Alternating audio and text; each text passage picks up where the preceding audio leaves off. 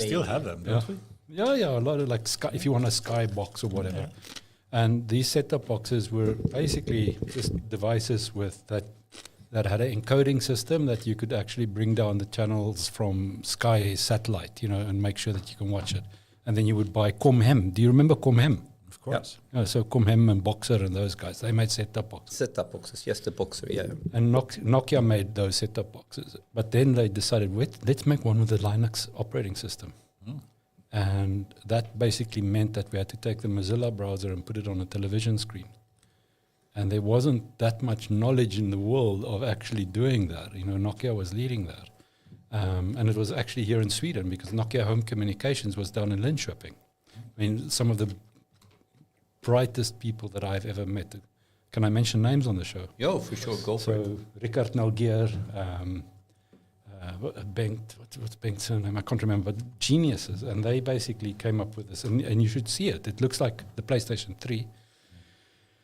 But obviously the project didn't sell fast. And when projects don't sell fast, the shareholders get pissed off and then they close projects down, Yeah. So, and then the project was closed down at Nokia and they sold the whole Nokia Home Communications part. But then they asked me to stay so that I could come over to mobile phones. And then there was a very interesting fusion that happened because in 2003, around about there, do you remember Adobe Flash? Of course. So Flash was released on mobile phones. And it was a game changer because all of a sudden you could have an operating system on an operating system, which was much more capable than anything else, because Flash was much more capable than anything else. And what happened then is that everybody started developing Flash apps for mobile phones. And I should have actually had my, can you do searches there? Yeah. Sure. If you do a search for the Nokia WSC collaboration, Wesk, do you remember the skateboard brand? WSC. WSC, yeah, WSC. We are the superlative conspiracy. See, yes, do that. There on the left. So Konrad Bergström and I actually developed that product, which this was in 2004, okay, and it had a full streaming music service in. It had a full Instagram service in. It had a full mapping system in, so you could go and everything like that. We did this here in Sweden. And we developed that in 2004. And I'm not going to mention names here, but I can tell you there are some people that we know that have become very famous and very rich that worked on this project with us, where they might have gotten very good ideas. So that phone was the first phone in the world that actually had like an Instagram service. So you could take photographs and upload it to and this was all done via the WSC Flash platform. And why didn't it take off more, you think? Too ahead of its time. Too early, yeah. Too early. I mean, and also, I would say Jude Buckley, who is now the managing director of Samsung America. He was at that stage the boss for Phone House Sweden here. I mean, and he believed in us. He really believed us. So Jude actually brought us into all the stores. But there I met a really creative genius, Konrad Bergström, he's creative, but he's also got balls. So he will actually put his money where his mouth is, and he will take risks. So Konrad is at WE. He was a project manager at WE. Yeah. And then and the sales guy at WE. I can't remember what his role was, but then he came up with the idea of colored headphones. So at first making headphones that aren't black.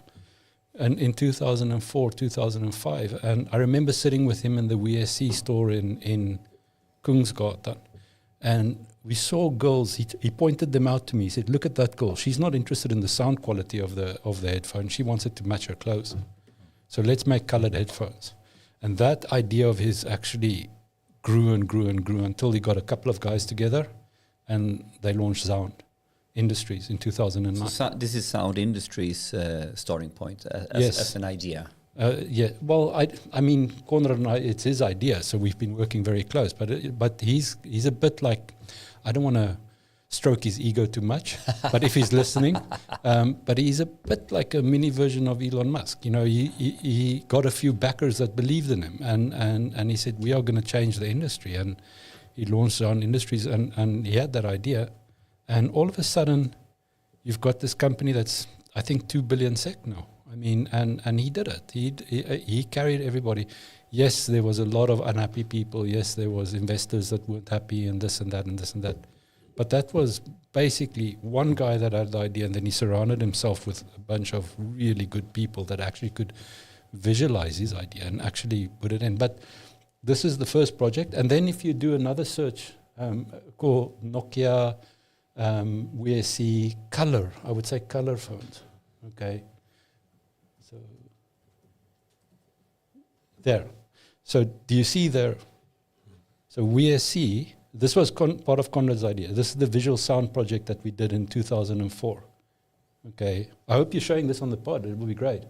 So there we actually, in 2004, when we launched it, this project was done in Sweden, nowhere else in the world.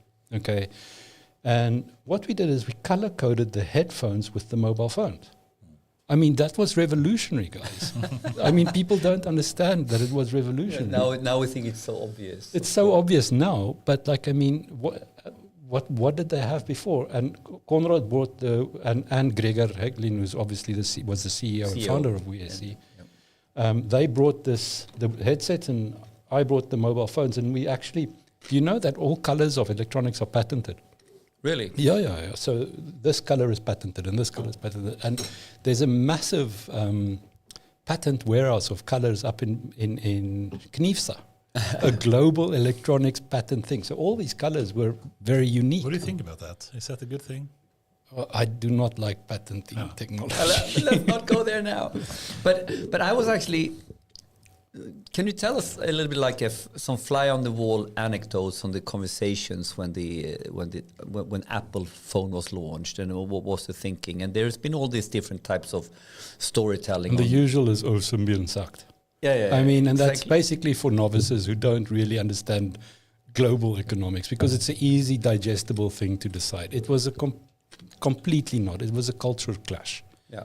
Because Nokia had at that stage, it was one of the top 5 companies in the world. It had very deep pockets. It could go in any direction. It could change operating systems when they wanted to and stuff like that. The big challenge was for Nokia is that it was a European company.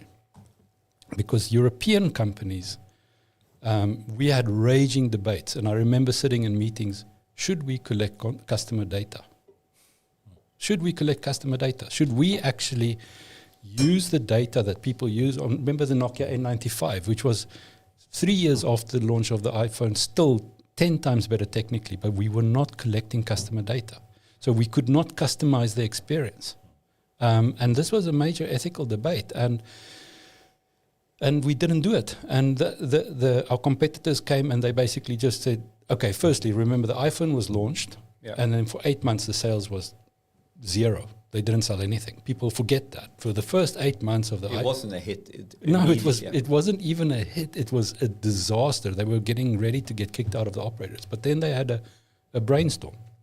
They launched App Store. Yeah, the App Store is the real launch. And during the same event that the App Store launched, what did Steve Jobs do on stage? I can't remember. You will remember. He said on stage that Adobe Flash is a critical threat to the security of your mobile phone. And you know what the suckers did? Oh, St. Jobs has spoken. And all of a sudden, nobody wanted to develop for Flash anymore, and they just went over to their shiny new toy. And all of a sudden, the developers just went over there. And this is while Nokia was still struggling with the debate of actually, should we collect information or not? I mean, you have to remember that what I, as a South African, love about the Nordics is, I mean, this is the birthplace of open source. Yeah. This is the birthplace of collaborative computing. And yet Apple, which is the most non-collaborative platform in the world, is such a hit here. It's, to me, such a contradiction in terms. You know, so basically, do you think if you want to boil it down to one fundamental topic, you know, where Nokia could have gone wrong, it's about this fundamental topic about how do we understand the data? No. It's how how we use the data. Yeah. Not understanding data is easy, but how we use the data. can we actually use the data to our benefit without the user's consent? And that was it. And Apple said, Apple came on board and they said, and they had a great browser. I mean, WebKit is a great browser. So it was a superior experience, but that is something that they open source, so anybody could no, they couldn't at that stage implement WebKit on other devices. But we were moral. Nokia was moral. We can't do that. It's unethical, but we have to regulate ourselves. Capitalists that regulate themselves lose. Okay, that's basically it. And the Americans came in and they said that the risk of a court case against us, and we have to pay a fine of $200 million, but we can get a market share of $2 billion. I mean, let's do the court case, and let's just collect it. We suck up the data of the customers. We suck it up. And our mutual friend, Mika, and I had major discussions about it because he loves his shiny toys. Yeah. And he's an Apple fanboy, or he was at least at that stage. And he was like, and I told him, but the small choices you make determines the future that you want for yourself. So Nokia, and also then there was our own, Nokia's arrogance was a bit hectic. I remember, I'm not going to mention a name because I actually respect the guy a lot. But in a meeting, I said to him, listen, now they've got the App Store, now they've got a phone UI that's easy to use. Customers want that. And they've researched that because they've got the customer data in now with that we didn't do. And he said to me, in a Finnish accent, which I'm not going to imitate, he said, Erich, in your microcosm, iPhone is a challenge. We're Nokia, you know, and that bit us in the ass. That yes, it does part arrogance, but also part this whole going a different path on a very fundamental view. It's a fundamental thing: is what future do we want to live in? Do we want to? My greatest tutors in life are my children, Daniel and Clara. I mean, if I want to be part of their life, I need to learn these new things like wokeism and stuff like that and all this stuff because they're part of that society. Yeah. And Daniel told me yesterday, for instance, about a book. Has the podcast started? Yes. So running, we're running. So Kim Stanley Robinson, the science fiction writer, brought out a book this year. He wrote Red Mars, Blue Mars, Green Mars, about the terraforming of Mars. But he's just brought out a book now which is mind-blowing. It's called The Ministry of the Future. It's a science fiction book. And it's basically where under the Paris Accord, the human, there it is. Under the Paris Accord, they create a body of people representing the future generations of the Earth, legally, okay, to sit and negotiate at the table with us about the environmental catastrophe. So these people have got a legal obligation to represent the future, okay, of where the Earth is going. And this is a book that affected my son so much, you know, and I want to be part of his world. So, I mean, I start reading these things, and the Ministry of the Future is the choices that we make now is going to affect that. We can't make our shiny toys choices and expect the world to remain the same. If you make your shiny icons and stuff like that, I mean, sorry, you know, how many tortoises that you see with plastic around them drowning or coral reefs is going to convince people that we're doing it wrong, you know. Wow. With this, Erich, I think we should have a bit of a formal welcoming. Yes. Erich, is that the way to say it? Erich Hugo? Erich Francois Hugo. It's Hugo. Yeah, Hugo. Yeah. I say Erich Hugo. It sounds like cough medicine. Erich Hugo. Yeah, and we've known each other for quite some years. I got to know you through my friend Mikael Klingvall, who's also a partner in crime in Derdax. Also one of my greatest inspirations. I really admire him. I can imagine an interesting dinner table. We've had many of those. And I can imagine also debates where you don't agree. No, I mean, I find it very interesting. I mean, we've got similar thoughts, but I mean, I find it sometimes interesting, not Mika specifically, but that's Swedes. I'm half Swedish. You know, I've lived here for 25 years, but that Swedes love their bling. Yeah. But they also love being righteous and fair. And just marrying those two things are so difficult. Yeah. You know. But here we have a South African. Correct. living in South Africa, growing up in South Africa, meeting the love, moving to Sweden at half time. 27. 27. And at the same time being quite involved in the tech industry. I mean, like working quite early with tech and, bringing the web, you can almost say, to South Africa, from when we didn't have a internet. No, correct. So very early building the internet of South Africa with startups there. And then, of course, in different, from Nokia and then all the way to being part of several startups. There's a cool story about the Marshall headphones and all that. There's a cool story about Most. Now ending up at Delta Track. Correct. Delta Track is then, I don't know, you should probably say it yourself, but very interesting company who has SpaceX on the one hand side as a customer. And on the other side, where you're working in the cold chain and how... SpaceX works in the cold chain too. Yeah, it's interesting. They work in the cold chain. Touché. Yeah. It's cold in space. No, it's cold. I mean, it's composite materials. I mean, if you want to ship, if they build something new, if they want to ship a product from one part of the United States to another part of the temperature regulation is super important. So we give them the real-time data of what the temperature is. So that's the connection. It's cold chain because it's composite material. Cold chain makes this world go around. Okay, we need to talk about and unpack what cold chain means. But there's a lot of interesting stuff here, and I find it really fascinating how you are shaped by one part South African, one part Swedish, and one part Silicon Valley. And another part totally nuts. I've got some crazy opinions about stuff. I'm not going to go there, but people will find out on their own. I'm going to post links afterwards. But it's great. But let's start. Let's start with what I think when I've talked to you is something that is quite interesting and obviously has shaped you. And for anyone who has read the biography of Elon Musk, literally you are born in the same hospital. In the same hospital, like few months apart. In the same hospitals. Yes, give me send your money. But it's the same era, right? And I think you told me sometime what it meant to, in one way growing up with apartheid and that view of apartheid. Yeah. Thank you. And that view of the world. And then, it's like someone is all of a sudden opening up this, we were living in a lie, So can you elaborate a little bit about this time? Well, I'm gonna, I mean, if Elon Musk listens to this, I'm going to reference to him as well, but I hope he does. Yeah. But the 80s in South Africa, in apartheid South Africa, I just told Anders before them, it was a functional alcoholic state. Okay. So when I read Elon Musk's biography, I mean, and how his father abused him, I mean, it's like, that's basically the story of every single white boy in South Africa.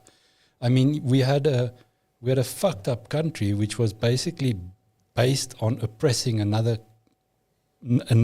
race, but not one race, but because the Zulus and the Xhosas aren't the same type of, so they're different tribes, But there are 11 other tribes, and how do you bring that? And you're the descendant of the Central European powers, Germany, the Netherlands, some Swedes emigrated to South Africa when Uitwanderers, they went to America, but some of them actually, I can tell you a story about one of the most famous Swedes there, that you love your beer, but that's another story. But that ethics, and here in the 80s, they're repressing a black nation. I mean, how do you put that together and remain sane? How do you the only way to solve it in the 80s was drinking. So all the fathers were perpetually drunk, basically, I would say.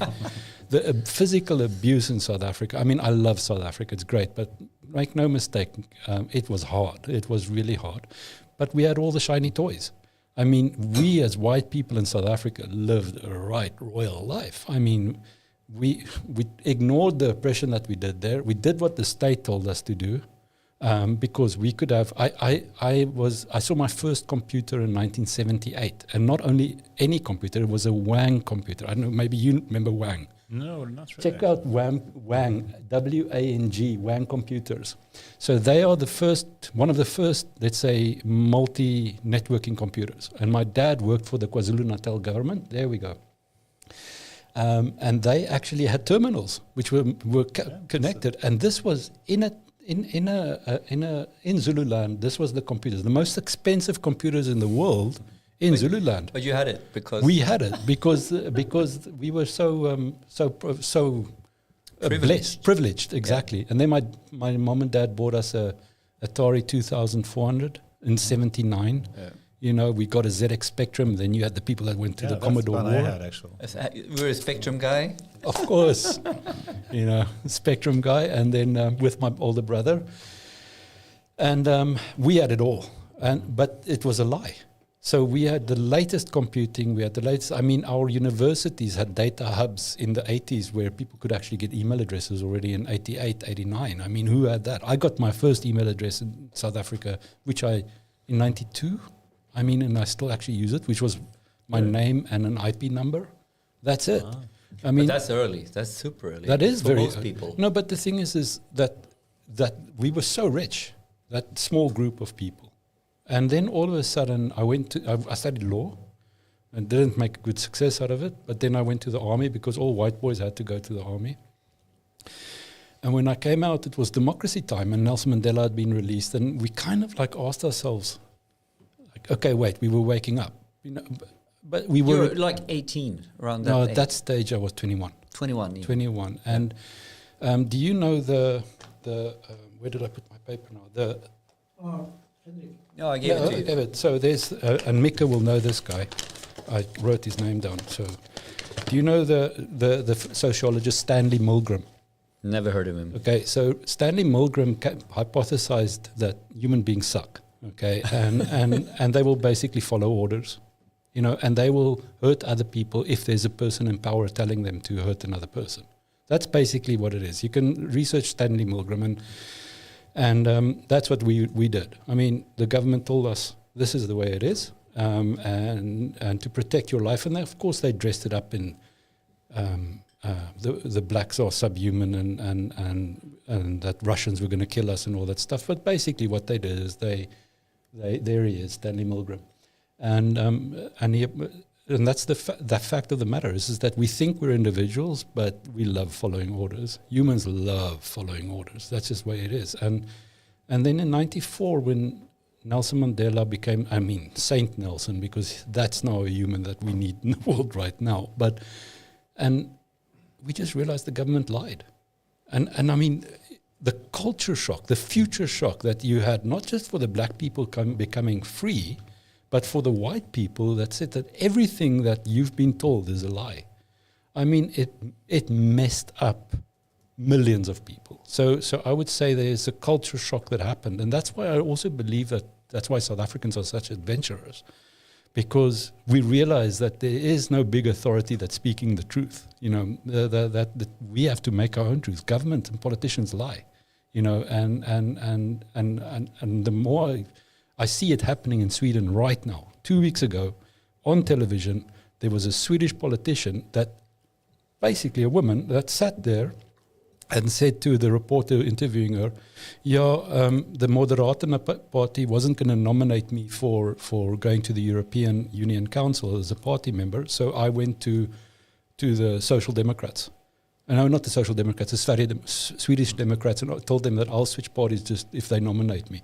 And that type of, for a civil servant to do that is to be shocking. That was South Africa in the 80s. I was like, how can you even live with yourself doing that? And it's because we live in a self-promotion society, you know, and so there are other conversations around this. Like I listened to some podcast and very interesting. I can't remember his name, but if you study evolution,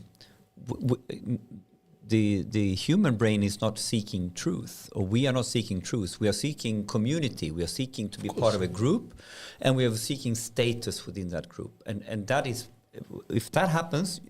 That's how you can get to cults, that's how you can get to all these lies. Of course, but that's why I cannot wait for AI to start managing our politics. Because humans have got one key weakness that I've recognized. We cannot be fair and empathetic at the same time. If we're fair, we're not empathetic. If we're empathetic, we're not fair.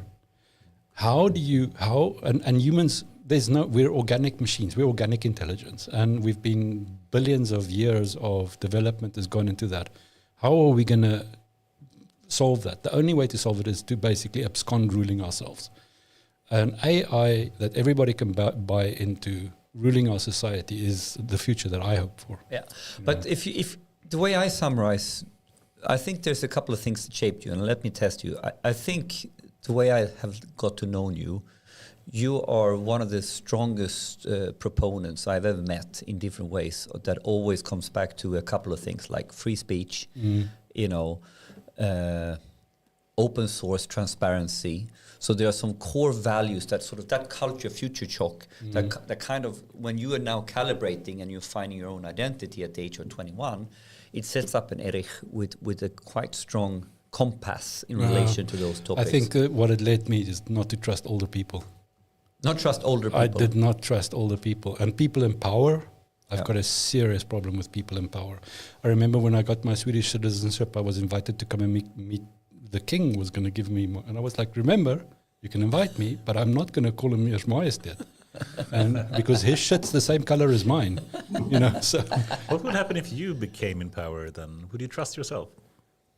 I would like to say yes, but probably no. But I mean, I've got such a warped sense of righteousness, you know, that I feel that I'm too empathetic. Would you agree with the statement that Lex Friedman says often, that is power corrupts and absolute power corrupts absolutely? Yeah, that's why I want AI to come in, because if you look at all the good things that happen, it usually lasts about 2 generations before the corruption sets in. That's why I'm wearing this. Yeah. And I mean, this is basically all that we're seeing in the world now that we think is new about the corruption that's happening. It happened here, and this is the emblem of the Roman Republic that fell to Julius Caesar. And everybody thinks, yeah, Julius Caesar took power. He didn't take power. It was corruption. It was the control of information. Do you know the game Werewolves? It was invented by a Russian guy, a sociologist in the 80s, and it's basically based on if 6 people are in a room, 2 of them are werewolves, and 4 of they're werewolves game, I would say. I think you're misspelling werewolf. And basically 2 people are werewolves and the rest are villagers, and it's everybody's guess. Who is the werewolf? That's the aim of the game. But the reason why the sociologist actually created this game, okay, was that he needed to prove that the informed few will always win over the uninformed many. Okay, so that's the hypothesis of the game. And in the Roman Republic, the informed few basically managed the Roman Empire, or not at that stage empire, managed the Roman Republic and actually just took on so many more benefits for themselves and so forth until the population was just so pissed off and fed up, they let a fascist take over, Julius Caesar. Okay, and this is happening right now in our faces again. I mean, all of a sudden you've got this group of people, and it's really concentrating information in AI right now. It's really concentrating information. And not only is it concentrating information, it's concentrating information to I'm not going to say the scariest group of people, shareholders and investors. They determine the future of companies. They determine the future of companies. So we had a bit of a discussion about OpenAI and the kalabalik that happened when Sam Altman was fired. I've got a theory. Everybody's got a theory, but there were groups that disagreed in the board.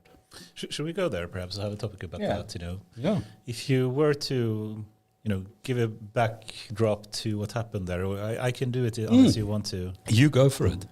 And then you can give your view on my popcorn opinion. No, but that was in 17th of October, I think, in last year. And then on that Friday, Sam Altman got fired from OpenAI. He was in the board and the CEO of the company. It was a shock to him and to a lot of other people, or to most people except the board. And then the next day, they appointed another person called Mira Murati.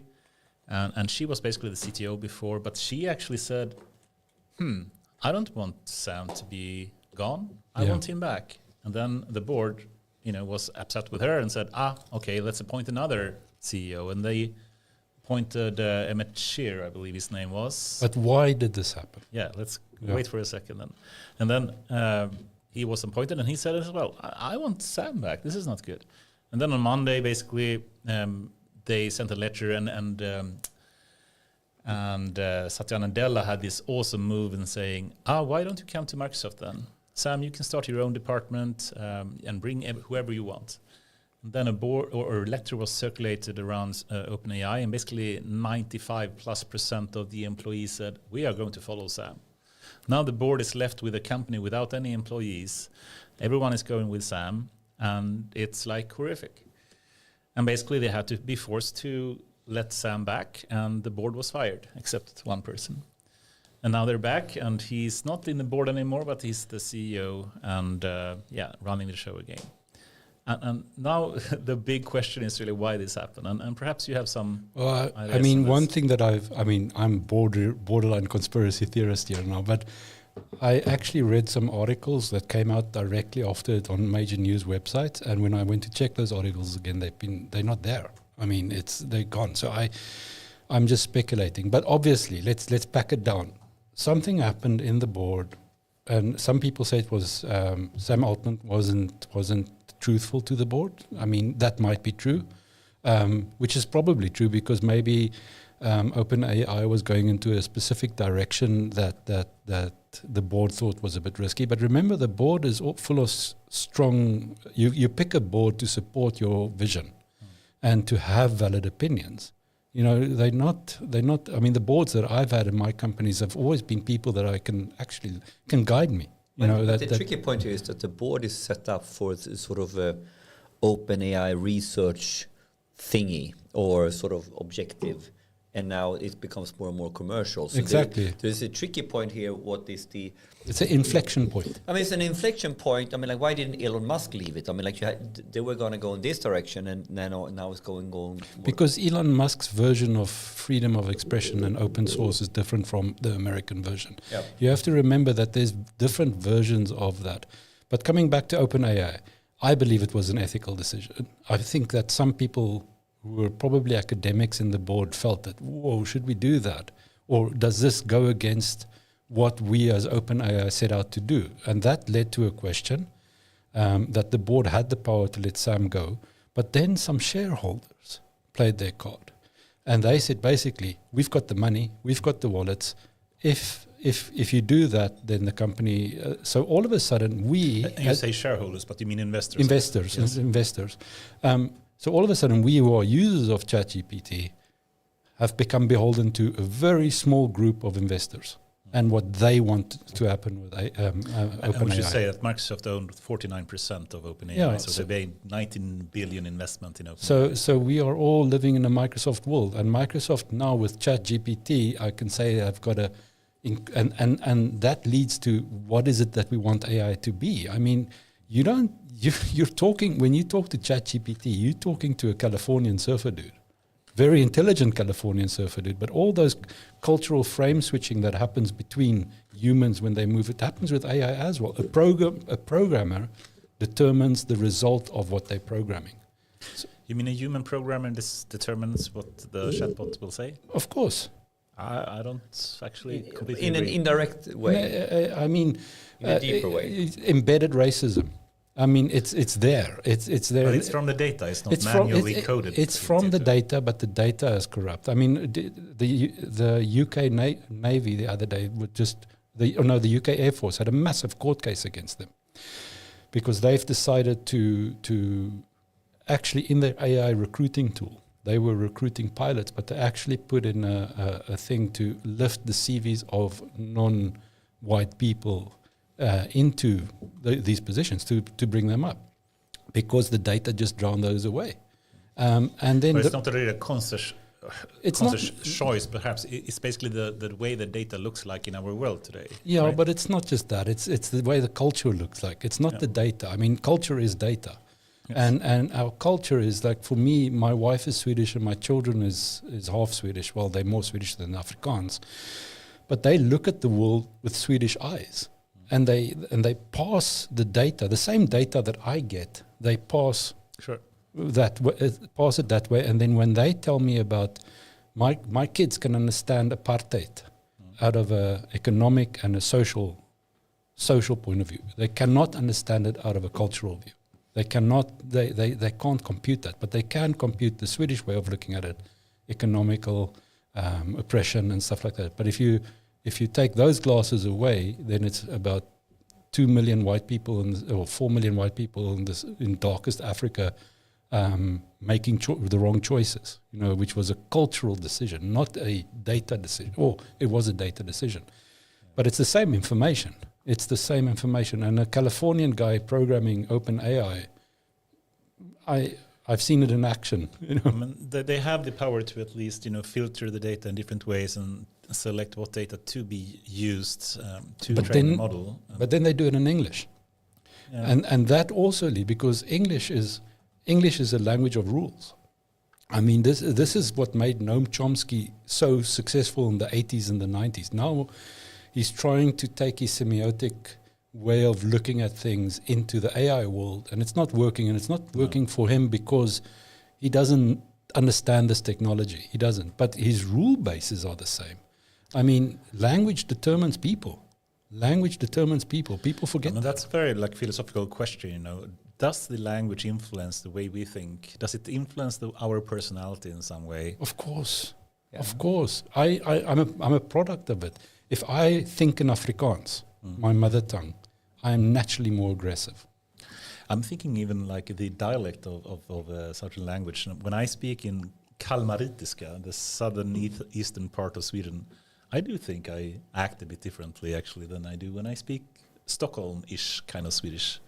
So this is a very deep question. But let's go here because we are all of a sudden. But should we just close the topic about the OpenAI? So if we try to understand a bit what happened there, and that there was some kind of potentially ethical discussion. What do you mean with that? Do you think it's more about if going AGI or not, or what's the ethical dilemma? The articles that I read, and I mean, it was basically about weapon development. There was questions about weapon development, using AI for that, and so on and so on. Did you see some documents around that? I didn't. I mean, I just read the highlights and stuff like that. So, but there was an ethical debate, of which Sam at one stage he obviously wasn't open about the direction the company was going and telling the board that they were doing things out of the normal. And but that's not my beef with it. My beef was more that the decision of our technological future, which is AI, I believe that, was made by a few shareholders and investors. They decided how the world will interact with AI, not we the people, but we the investors. And I'm like, and so what you're saying is how the thing then unfolded is ultimately steered by the shareholders or the investors. Exactly, and our lives are steered by shareholders. So in a sense, the board was going in one direction, and then in the end, they couldn't sustain that direction because the core investors helped them sort of get back on track, exactly, get back on the program. Well, get where we can have shareholder value. What is going to make shareholder value for OpenAI? They were cut. They were, in a position where they couldn't move anywhere. I mean, all the employees were going to leave. So I mean, But that's why the fabric of our society, we cannot get out of the capitalistic spinning wheel at the moment. We can't. I'm not sure the investors. I mean, of course, the investors, if we speak Microsoft, that put $19 billion in it, don't want to lose it. But I think the board, had really no choice because all of the employees would have left, and the company would be dead in weeks. No, but that's basically capitalism. That's that's the invisible hand. What's his name? Adam Smith wrote about in Wealth of Nations. The invisible hand determines the outcome of economic decisions. So the invisible hand, things happen. But even if the investor, let's say that Microsoft potentially were putting the squeeze on, so to speak, on the board saying, you have to let Sam come back. Even if they didn't, even if the investor and Microsoft didn't push the board to quit, I mean, they would have no choice to do so anyway, because the company would be dead. So I think in this case, it was really shareholders, investors. I think if they would have been forced to do so anyway. No, but I in think this case. I think we are talking about the same thing on different abstraction levels, because I remember when we had this, we talked about this on the podcast, and my comment was, this was messed up. But then I said there was one guy who played all his card brilliantly, so regardless where they were going, he would win, and that was Satya. Yeah. So basically, the way he played it, like the invisible hand. Yeah. Oh, I'm happy for you, but if you don't work it over there, you're welcome to me. Yeah. That's the invisible hand Yeah. card. But I mean, So he basically so in a way there was no other. I mean, like, so the way the whole game was played, there was no other choice for the board and to do what they're doing. Otherwise, that company would have been gone. The whole idea would not have been gone. It would have been Microsoft 100% in another structure, as you said. It's the fallacy of sunk costs. I mean, the sunk cost, you know the fallacy of sunk costs. No, Yeah. please. So the fallacy of sunk costs postulates that sometimes you just go on with the idea because you've invested so much money into it. And you try and save it at all costs because you've got a responsibility to your shareholders. So you just keep on going. Pot committed, so to Yeah, speak. exactly. So Yes. you've spent 19 billion into OpenAI. You need to save it because you've spent so much on it. But that basically, I wrote a blog post on it on LinkedIn about within the next 2 years, we need to have our first chief philosophical officers on companies, because we need to ask America, which is like the beacon of, I won't say it's the perfect capitalist country. I mean, these days, anybody that thinks that China is a communist country is just stupid. That's the perfect capitalist country. But America has got one product. They only have one product. They don't make computers. They don't make airplanes. They don't make tanks. They don't make whatever they make. They make dollars. That is the only product. Apple makes computers and mobile phones to make money, to basically create shareholder value. Microsoft makes operating systems to create shareholder value, actual revenue in a company. So who makes the products? Who makes the tanks? Who makes the operating system? Who makes the iPhone? It's people, but the end goal is to basically make the Benjamins. That's it, you know. And if a product like I don't think that the Apple Vision Pro is going to go that far. I mean, that's just my personal opinion. No. It's like, I don't know if you guys remember the Apple Newton in the 90s. You know, you remember the Apple Newton? I remember the Newton. Yeah, and they pulled that product quite fast. Why? Not because the Apple Vision Pro is a great product. It is a good product. But it costs like 35K. Because it's not making money.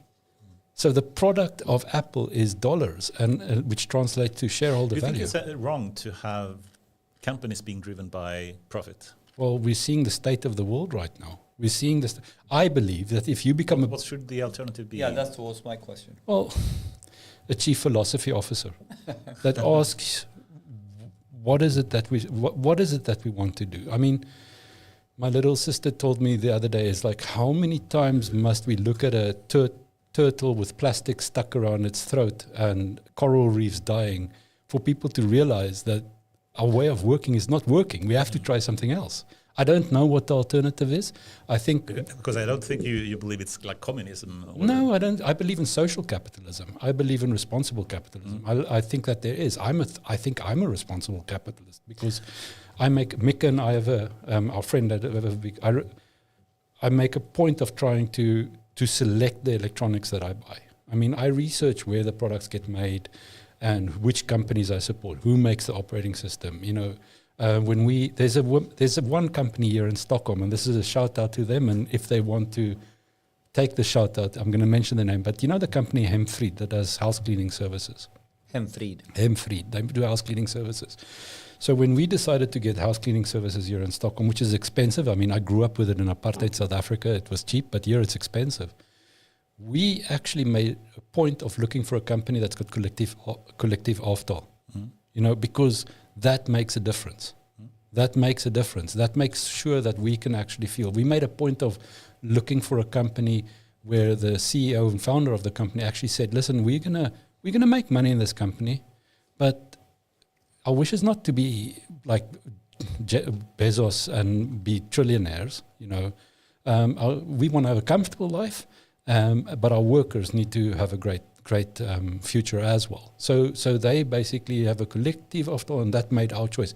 It takes you 5 minutes to research online which company But- makes good products and that you can buy it. But people don't want to do it. Because the bottom line, of course, is like, Shiny things. but it needs to be a point where, okay, capitalism, in one way, whatever product you sell or service you provide has a value, and you need to have a payment for that, and it needs to be value worthwhile to do it, so to speak. So to some degree, in the end, everybody needs to have the dollar, but is to what cost?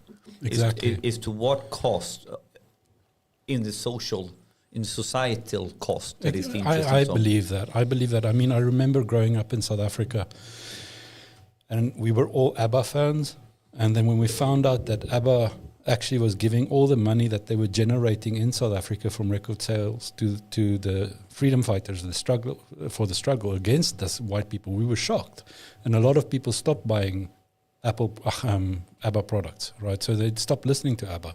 I didn't. I wanted to find out, why did ABBA give their money to the ANC, to the PAC and stuff like that. And that opened up my eyes that like the ANC's manifesto wasn't as scary as my political beliefs. And that's the same when people want to buy an iPhone. Ask yourself a couple of questions. Do you want to be in a closed ecosystem where your data basically doesn't belong to you? If you really go and read their ULA, if it's not important to you, fine, buy an Apple iPhone. For me, it's important. You know, that's how I feel. And what is the other thing that I wanted to say about that? I can't remember. But let's stop here.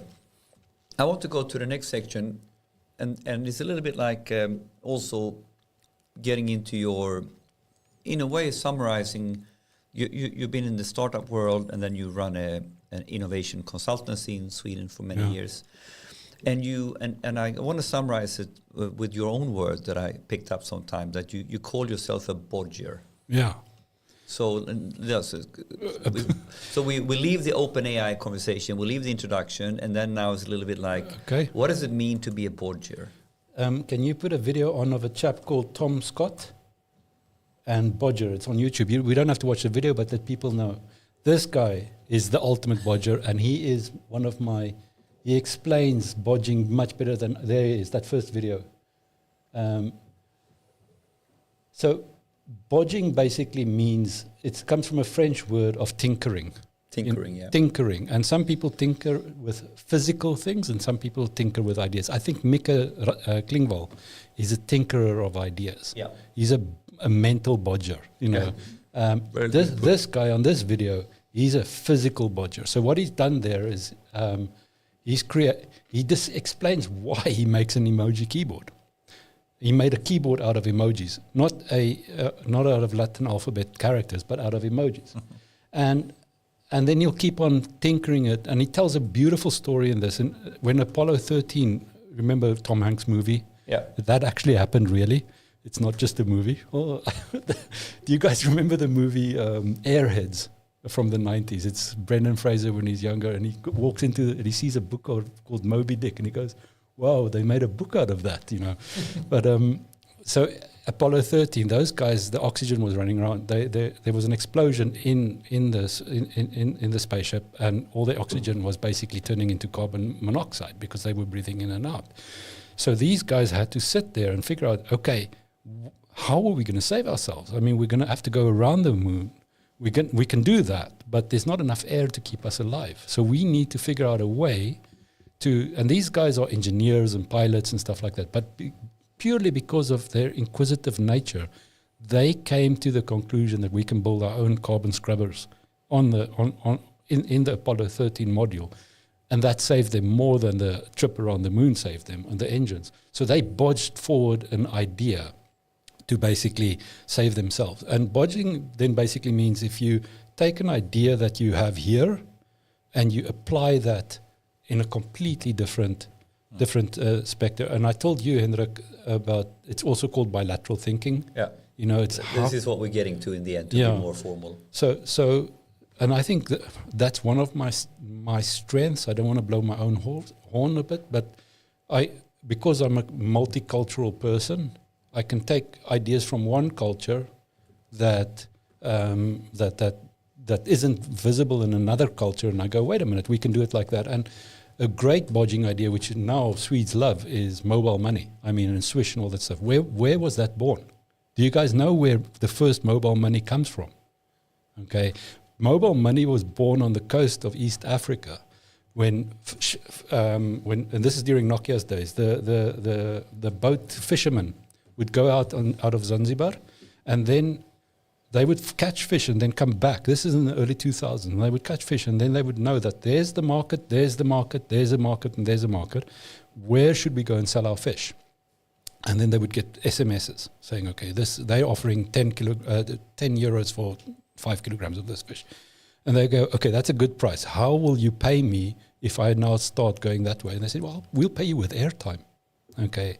So you would sign over airtime on your SIM card to the fisherman that's 2 kilometers off the coast.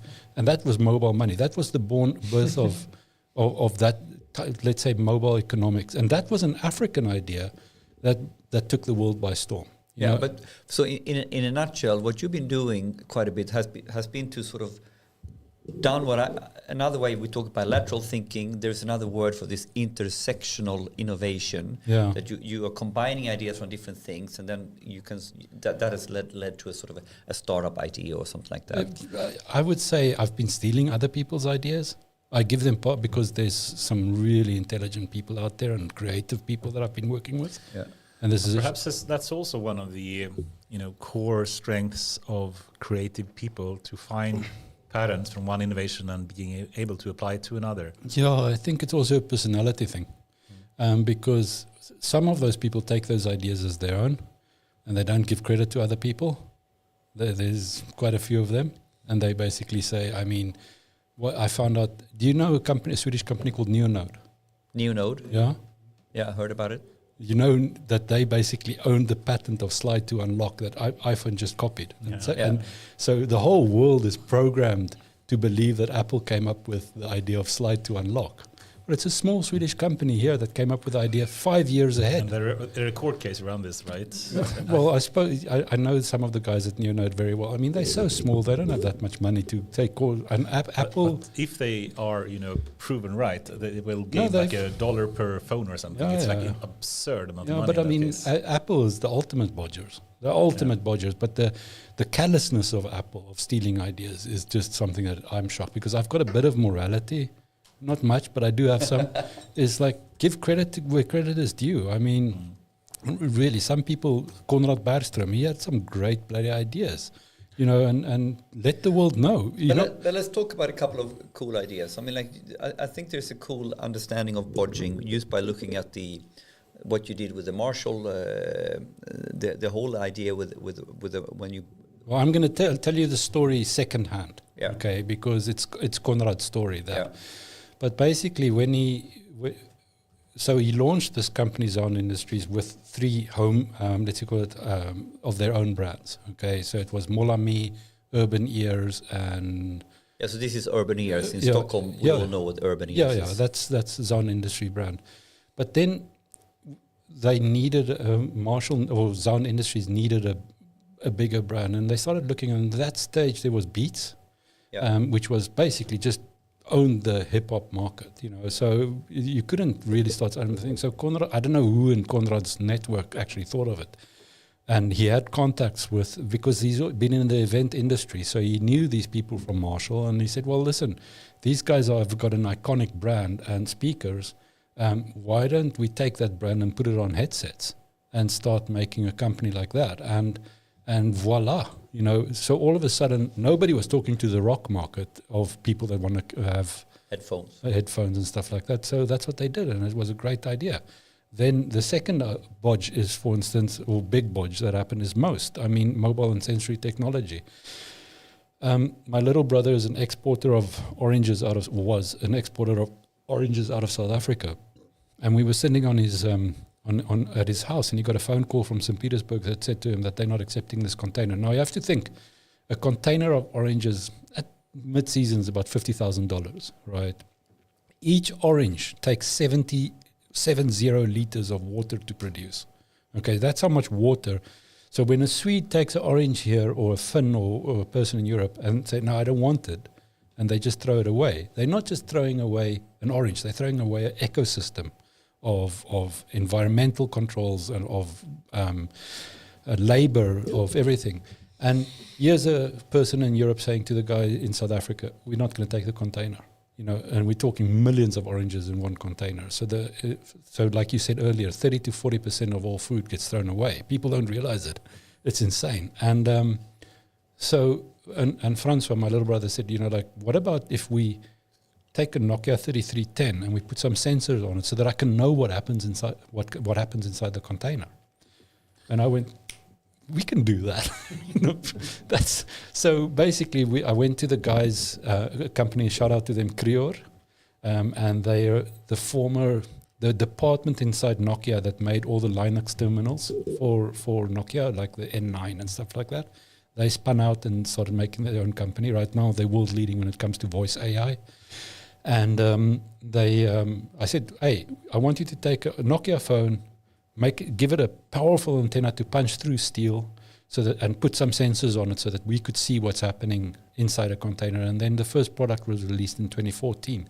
And that's basically a mobile phone with sensors on to let us know what's happening inside a container. That industry itself is... The logistics industry is 1/3 of the world's GDP. I mean, that's how big it is. So it's just a great thing. And the interesting thing here is we're in 2014 and still, now we're starting to talk about the cold chain. 24. You said 14, but... So 2012. 24. No, 2012. Okay. Yeah. 12, 14, right? Yeah. Well, we started development and the first product went on sale in 2014. 14, yeah. Okay. So it's not like in the dark ages, really. It's like it's 10 years ago. But still, if you look at how shipment and containers and to keep track of fresh produce was done then, and it's still a problem, right? And it's a major problem. And then it's quite interesting. Like, okay, so I have background stories on how Maersk and Ericsson was trying to solve some of this stuff with very, very expensive approaches. And your idea with most, I want something that looks like an ice hockey puck that someone who has no experience one button can throw into the container, on the docks, and that should work. Yes. And that's the bodging then. That it's like when you look under the hood, this is nothing new. No. It's like, okay, I need this piece of an old mobile Nokia phone. Yeah. I need some sensors. I need an antenna. I need a cloud environment. I need a cloud environment to collect data, and I need some analytics on it. Yeah. Well, not analytics yet. At that stage, analytics was... But descriptive visualizations. Let's say alarms. Alarms and visualizations. Yeah. And so we built the interface in 2012. I mean, and there, you outsource tasks to great people. So there in the MOST team, there were some really great people, and they built this cloud solution. And then all of a sudden, we realized that we've got so much data. It's like, whoa. And I actually got a phone call from a customer that said to me, your device is not working. And I said, why? And they said, well, the shipping company is reporting that the ship's on its route to Rotterdam, but your device is telling me that it's still on the Panama Channel. And I said, well, data doesn't generally lie, so let's just read the data. And we read it, and we actually found out... I think data can lie, by the way. But it can lie. I mean, but when it's so specifically niched, and we actually went and realized that because of the drought, the Panama Channel was too shallow for heavy ships. So what the ships do is they lift containers off and just put them on, and the ship goes on, but the container stays behind. And all of a sudden... we found out that the shipping company just said, the ship's on its way, but the container wasn't on the ship anymore. That type of information. And if you think, what is the most expensive perishable that gets shipped? That's blueberries, I guess, but blueberries mostly get shipped via airplanes. But then there's avocados. One container of avocado, I mean, it's a lot of money. It is a bucket load of money. And if that container gets stuck somewhere, somebody starts losing money, big time, And so that's the problem that we solved. But I did it because I felt that we are, as Westerners, we are fed by the third world and the developing world. I mean, we sit here and our people, we want to have luxury foods in ICA and stuff like that, and we go and fetch it and stuff like that, but we never ask ourselves the question of where does this food come from really, okay? And who gets exploited at the end of the day? who gets exploited? It's the producers. ICA is not going to go bankrupt, but how many farmers go bankrupt because they can't deliver on time, or ICA says we don't want this product anymore? And then it's not a big farm, then it's a local mom and pop farm that has invested to have a harvest of oranges ready because ICA ordered it, but they're only going to pay when they approve the product. So I wanted to give these guys some data to protect themselves. That's one of the reasons why I got involved the most. You know, it's like, do you remember 2 years ago the Evergreen got stuck in the Suez Channel? Yeah, when they had the big problem in Suez. Exactly. And who suffered the most? No, the farmers. The farmers in India. The farmers in India whose stock just suddenly just spoiled. And I mean, if you can actually go and read the amount of suicides by Indian farmers in the world in India is horrendous. It is.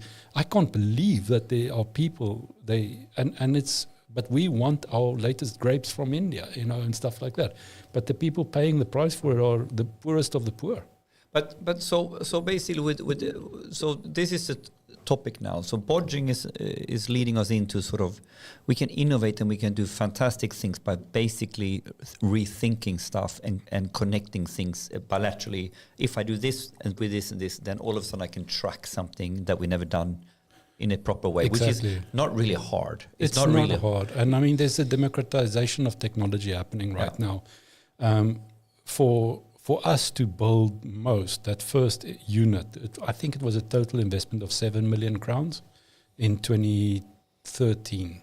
And we got our investors. And that same project now will cost us less than 2 million.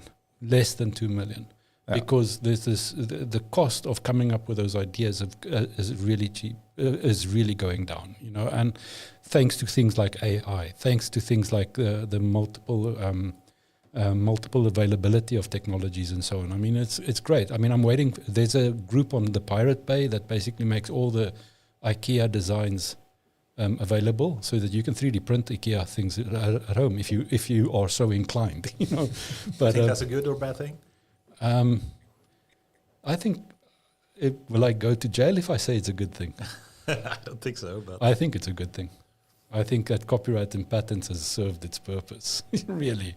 I think that, I'm not saying that it should go away, but I think that the system that is developed in protecting ideas right now maybe worked in the 1920s when it came into power, but it's not fit for purpose. Let's go there, because this is a good segue, because now we're going from a little the Bodger, the background of we are innovating, we're creating new stuff. I want to tell you guys about the new company, but we don't have an NDA, but I'll share it with you guys after. Share later, but let's go from here to patents. Yeah, I mean, there are obviously pros and cons with patents and copyrights. But before we do that, we do that, okay. Now comes I forgot to tell you about this, Eric. Yeah. It's time for AI News. I completely forgot, but I'm sure you can manage. We introduced what we called AI News. Yeah. Last season everything was spinning. You know, a new announcement, a new large language model every week. So we said, okay, let's see what is the gossip or the latest news for this week. Excellent.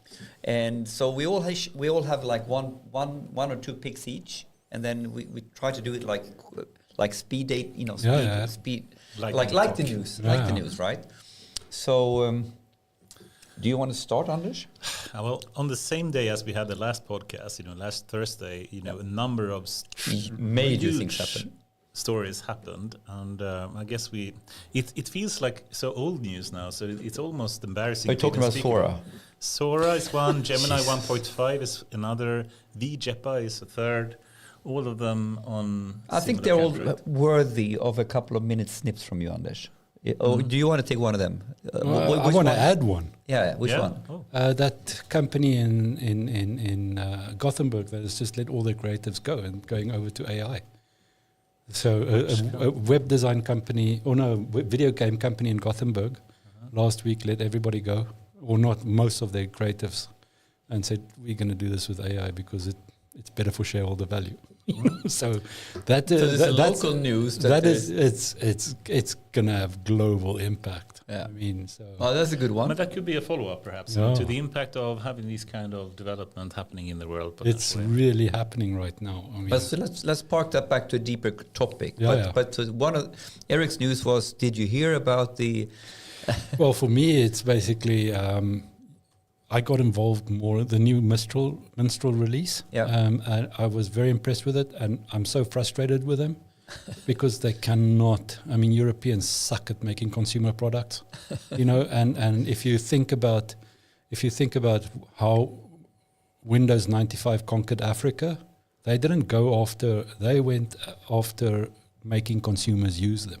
If you want your AI to succeed, get consumers to use it. They will take it into the businesses for you. Yeah. You know, and I wish that Minstrel or some European AI company will bloody make a consumer product that people will be so excited about as open. So the core ChatGPT. topic here is like it's not as easy as ChatGPT to use as a newbie. It's not at all, not at all. You Yeah. know, and it's not as fun. Yeah, but back to your stories then, Anders. Which do one you prefer? I think you need to make a snippet on all of them, and then you can just choose one a bit more. But I think they're all worthy of snippets, actually. Yeah. Oh, even though speaking about the week-old news is feeling really bad. Okay, but let's do Sora then. Yeah, let's talk. We Mind-blowing. cannot Yeah. not talk about Sora. Have you seen it? We've played around with it. It's It's freaking not amazing. available yet. No, so- no. But the guy sent me videos from it and stuff Yeah. like that. It was just amazing. Yes. So in short, it's a new text-to-video model that was released by OpenAI, and on the same day as Google made their big release. But it seems like they are competing here, you know, trying to make a news story happening on the same day just to outcompete the other. Anyway, it's amazingly good. It can generate videos up to like minutes with coherence, you know, to the prompt, and the quality of the video is much better than anything else. And it's really hard even to see that it is generated. It really looks like more or less photography or a proper shooting that has occurred. Yeah, did you hear the gossip that they think it has a lot to do with the Unreal Engine? That it's that has a lot. They have released a technical paper, and they literally state in it is not using a physical engine, and I All do right. believe them. So I don't believe it, but I do believe they use a physical engine like Unreal to produce training data for Yeah. it. But It's amazing. Can I just add something there? Do you guys follow the TV program now on SVT called Svensk Historia? Svensk Historia, yes, Yeah. yes. So did you see the last fantastic- episode? No, I didn't see the last episode. So in the last episode, they actually started, because they're telling the history of Sweden. And because there's been such a massive evolution of tools that create moving videos, they actually created AI videos in Svensk Historia telling the story of Sweden. AI videos, and I mean that quality sucked compared to Sora, but do you guys realize the impact this is going to have on the creative industry? Yeah. I mean, if they can make an engine right now that does 3 minutes of high quality video, Disney is fucked. I mean, anybody will be able to tell a story. You can take a Robert Heinlein science fiction novel, feed it to an AI, and it will make you a movie. How epic is that? It's crazy. And it's just the start of it. Yeah, that's exactly, Sora, right? Exactly. So, you know, But you can also argue they're way ahead of anyone else. Or? Yes, but there are competitors like Runway, ML, etc. They are behind, and of course now OpenAI completely shuts down their whole business model, so they will have a hard time to compete with OpenAI going forward. But just to get a bit technical, perhaps, because Jan LeCun, you know, he was a bit, I think, upset because they released VJEPA, and they did it afterwards, and he said the Sora approach was a complete dead end.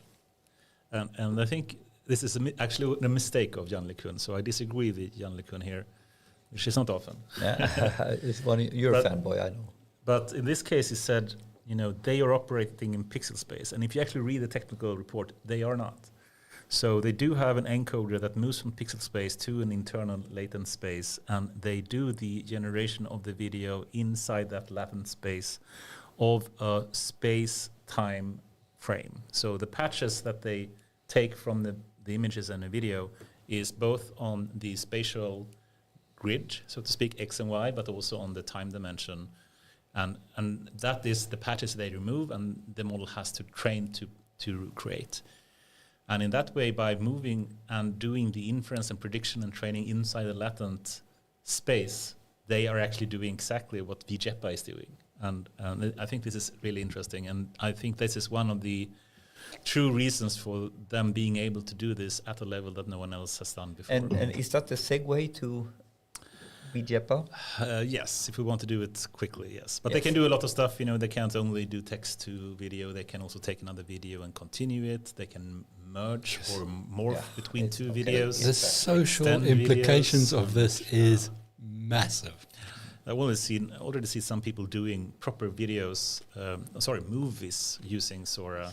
I mean, you're going to Have have a access kid to it. up in North Luleå making his first movie. I mean, it's great. I love it. I think it's... I also like that they do take it serious from an ethical point of view. So now it's not released to the public. It's released to red teaming people that are looking into the potential ethical impacts. It's of going to be having abused.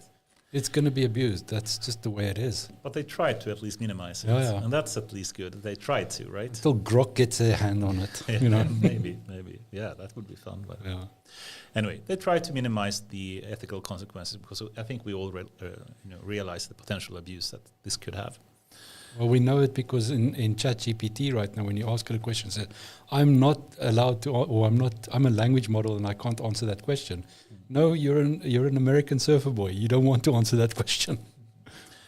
Yeah, well, they do try to the best at their abilities to add guardrails to it, and they are, at least if you believe them, trying to do that as good as they can. They won't, be 100%, of course, but at least they're trying to be ethical here. Okay, let's VJEPA is basically the same story. It's a continuation of the JEPA paper that Jan LeCun put out like a couple of years ago in 2022, I believe. And then they had the iJEPA for images and now a video, VJEPA. And once again, they move from the pixel space into a latent space. They do the inference there, very similar to Sora, and then they can move back. So what is the VJEPA? Is it an article where they detail quite deeply how to do it, or what is the bottom line here? Yeah, so this is Meta, this is Jan LeCun, and they put out everything. They have a proper research paper actually explaining how it works, and they even have, I believe, the source code and the models. I think they are released. They will at least. So they are being much more open with the method, the science, open with the model, open with the code. Brilliant. Yeah, And that is really good. Even though I don't like Meta, I love that. Yeah, and we will come. This is sort of opening up. Yeah. And they will release it under the Common Creative license, so free to use for whatever. Basically. Wonderful. Can I now take the next news as a segue? Because at the same time this week, or even I think it was yesterday, Google released Gemma. Have you heard about Gemma? No. So basically, this is Gemma. This is what they then Google called introducing new state-of-the-art open models. And now it gets tricky, because then this is sort of Google's play to be more open, right? Mm-hmm. But now we come into the next, and we can think about, is this good, or how will it work? I mean, like, for me, the news is not so much only about what Gemma can do and all that, but it's actually that right now there is there's starting to become a spectrum on what is open source versus what is called open models, which is actually not, and this is not open, it's like open weights. Marketing. So basically, in one way, you can fiddle with the weights in the model, but you don't really get to the real code or the real stuff. So I think the interesting stuff here is but actually, at least they're going a bit more open. They go compared more to Gemini, this is more open than Gemini. Yes. At least it's a good direction. It's a good direction. But I appreciate your optimism and your empathy in terms of that. The fact of the matter is that we are at an inflection point now in the next 2 to 3 years. If we don't decide the future of AI if the European Union can stop being so reactive and rather be more proactive, AI is going to go to the power of a few shareholders. No question. I mean, we've been speaking about the AI divide for so long, and I think this acceleration between the divide of the few selected companies, the few superscalers that we have, is just continuing to accelerate. And I'm the first one to say this is not a good direction. We were the ones. We actually, I don't know But there've been a talk about and discussion about the digital divide, right? Yeah, but before you go there, I've got one news snippet that I want to add. Yeah. Or are we finished with that? Oh, maybe Goran also. I think Gamma, or Gemma. When I say Gemma, I think about the Son of Anarchy. They had a mother that called Gemma. So anyway. Yeah. Okay. I think that my reflection was interesting. They go in this direction. Beware, there is a distinction between open source and open models and open weights. So it's interesting. That I didn't want to linger on that more than that. But if you think about it, if you do a search quickly on, did you guys see what NVIDIA released yesterday? NVIDIA just released a desktop LLM. Yeah, the desktop LLM, yes. The RTX thing. Yeah. But that was like a week ago as well. Okay, sorry. It's going so fast. Well, I got up and I thought that this is just epic. This actually really gets so many more people playing with it. Yeah. This is bringing LLMs to the masses. Yes. In a way that none of the other programs are doing it. And still logging it into NVIDIA chips, but still, Yeah, no, true. But again, now I'm going to use your argument. They're trying, They're moving in the right direction potentially. But this is what I don't think that people understand. This is a commercial gamer move. Not gamer as in games, but this is a commercial decision that's going to determine the future of NVIDIA. Because they want people to get into this space in the year, and they want to develop here. They don't want people to go to other things because they've got plans. NVIDIA has got plans. Every company's got plans, and they're fighting for the users now. And they should, right? Yeah. As they are forced to. So how do you see this game? What are they getting at? They want you to basically build your own LLM PC or use They want people to bodge on their computers at home. Okay, in exactly the way Windows 95 was released in the world in 95. Windows basically made an operating system ubiquitous so that all of a sudden everybody started using that and they started building other things on it. Yeah. I mean, they made Windows became available and all of a sudden Excel became the tool of choice for people to actually manage their companies. And still after 40 years, every single CFO in a company uses Excel. This is NVIDIA's play to get people to bodge on their desktop with their tools so that in 40 years people use NVIDIA tools to bodge. Now this is at our eyes, right in front of us. We have a Windows 95 move made by NVIDIA in 2024. Business moves don't change. But NVIDIA's been doing this for a very long time. The whole CUDA environment that is powering the NVIDIA chip has been always in this way. This is how they lock people into their not only hardware but the software. Yeah. This is another software but play. Isn't it the consumer play that is interesting here? In exactly the same way. I don't think it's changing at all. It's just making sure that NVIDIA can use their hardware in an even broader way. Do you remember? Okay, when did you get involved in the IT world? When did you start? For me, a little bit more in around 99. Okay, so in 1980. 1980. Wow, you look so young. Thank you. So I remember in the 90s when people asked you, so what do you work with? And you said, I work with computers. And they went, we got you. It was like such an inclusive term of everything. It didn't matter if you were a programmer or if you were techie fixing anything like that.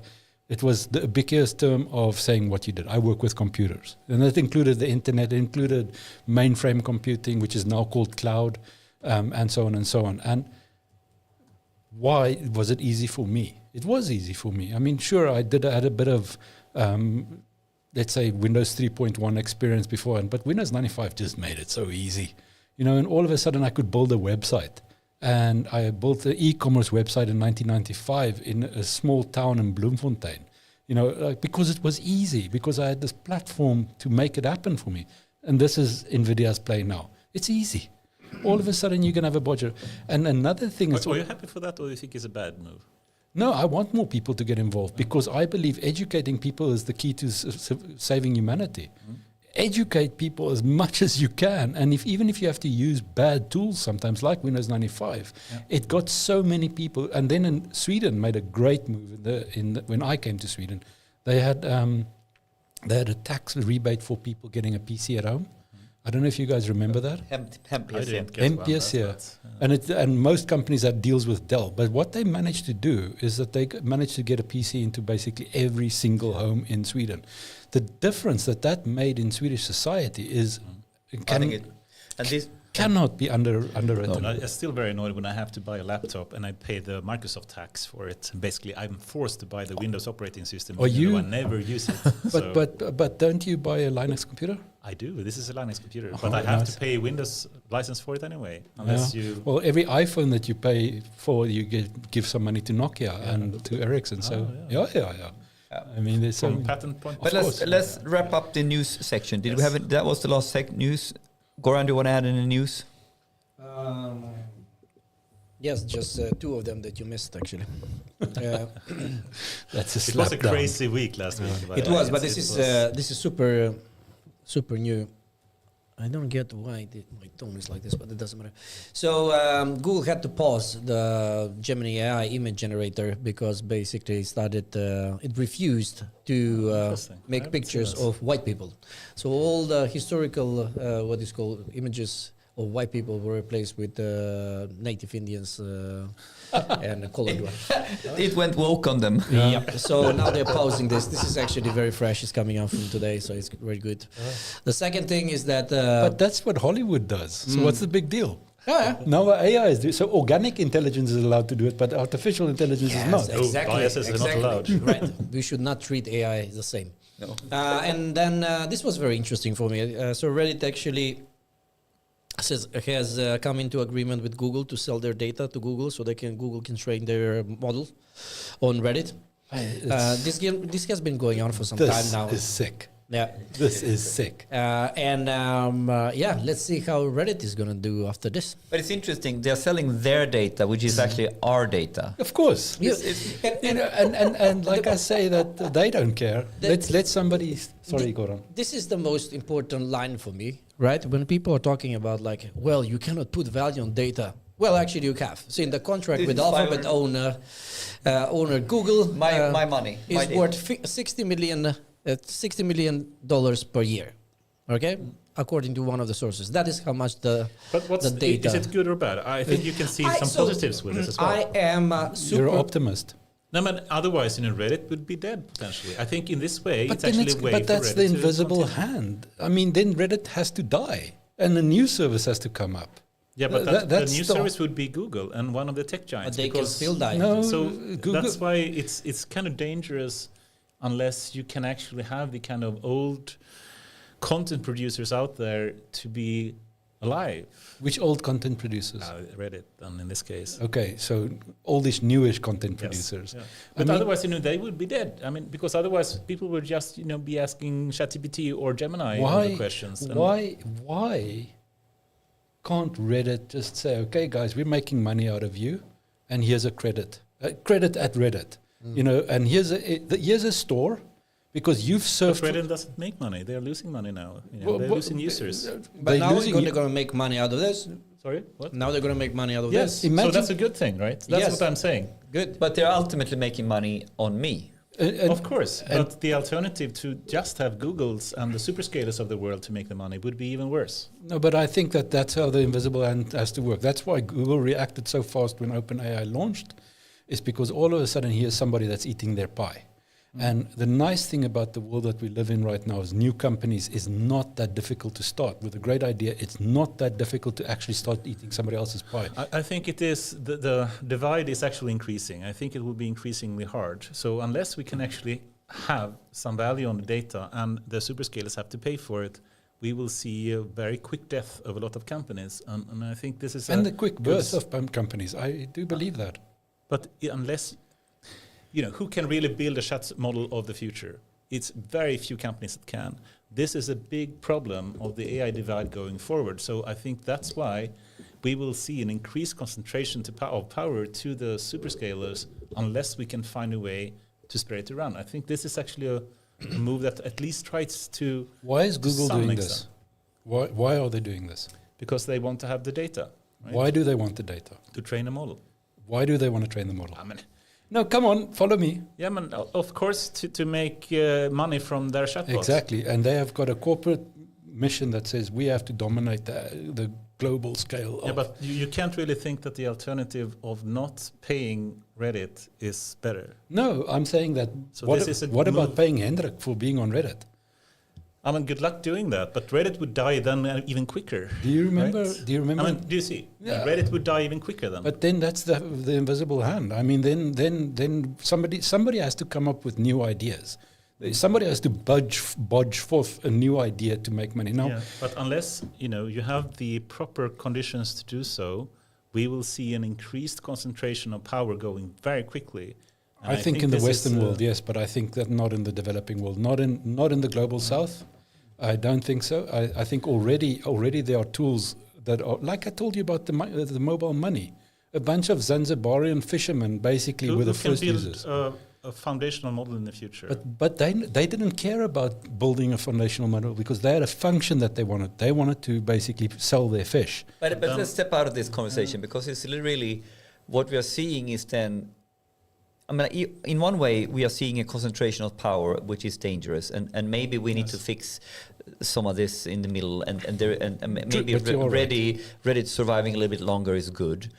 But there's also a bigger picture here that we are really seeing two worlds are really. It's apartheid. And now we can link back into the core topic of tech apartheid, which was like a. All right, so let's finish this with the cherry on the top. Andrej Karpathy leaves OpenAI for the second time.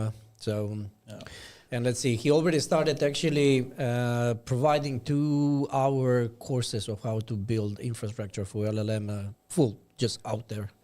So people can listen. I'd love to hear the backstory on this. Yeah, but he's preparing for something. It's going to be announced very soon. So we'll see. Let's see where it's going to go. Either that or he has some ethical problems. But I think that would be... That's the end of the news. Yes. Let's put a wrap there. Yes. Yeah, but I think the end of the news is actually the segue into what was like the provocative theme for today. Yes, please. I wrote when I was sort of posting on the show today, what are we going to talk about? I sort of posted, have you heard about the term tech apartheid? Have you heard about it? Apartheid, I can't say it. I'm not even going to try saying it. You're Germanic like me. You can say it. Apartheid. There we go. Yeah, but so the core topic here is then like moving in from the conversation and this discussion we are having. Is it good or bad? That we are sort of Reddit is making money on this. On this argument, yes, it is good because we are seeing a super concentration. Otherwise, more and more in the Googles. You are a little bit like, well, but it's still not good enough because in the end, Henrik should be paid. The thing is capitalism at all costs is something that I'm against. I think if you reach your first billion, you get a certificate that says, well done, you won the race, you won the human race, now go forth and be happy and sit on a beach. Reddit, if the ultimate goal is just to increase that shareholder value, they are going to fail and they're going to have to sell their data, okay? Because their business model, they're basically a discussion forum, okay? Discourse is already stealing their customers away from them at a massive rapid rate. I enjoy Discourse much more than I enjoy Reddit.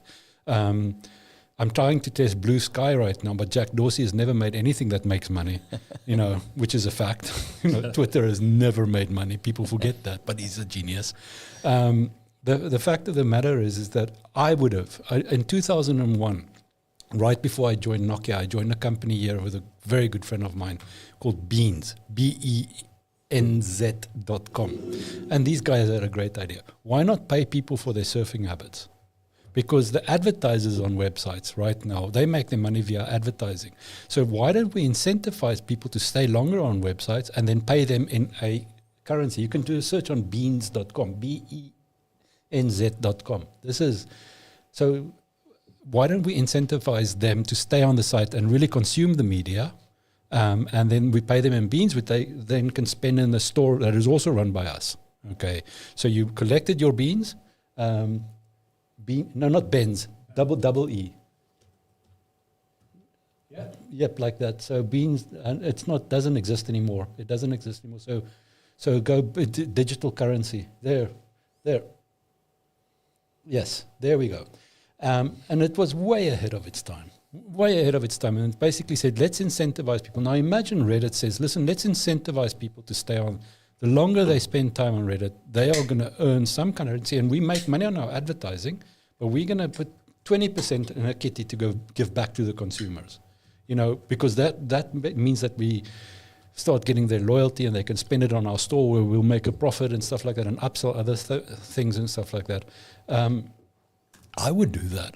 I mean, yeah, but so basically, in the discussion or argument here is a little bit like, well, Reddit business model is not strong enough yet, so maybe they, you know, so like, what is their business model? You know, so instead of talking about, we don't, I mean, like, so there are two different problems here that we're trying to balance. Like, one is like, we have a superpower over here, very, very concentrated.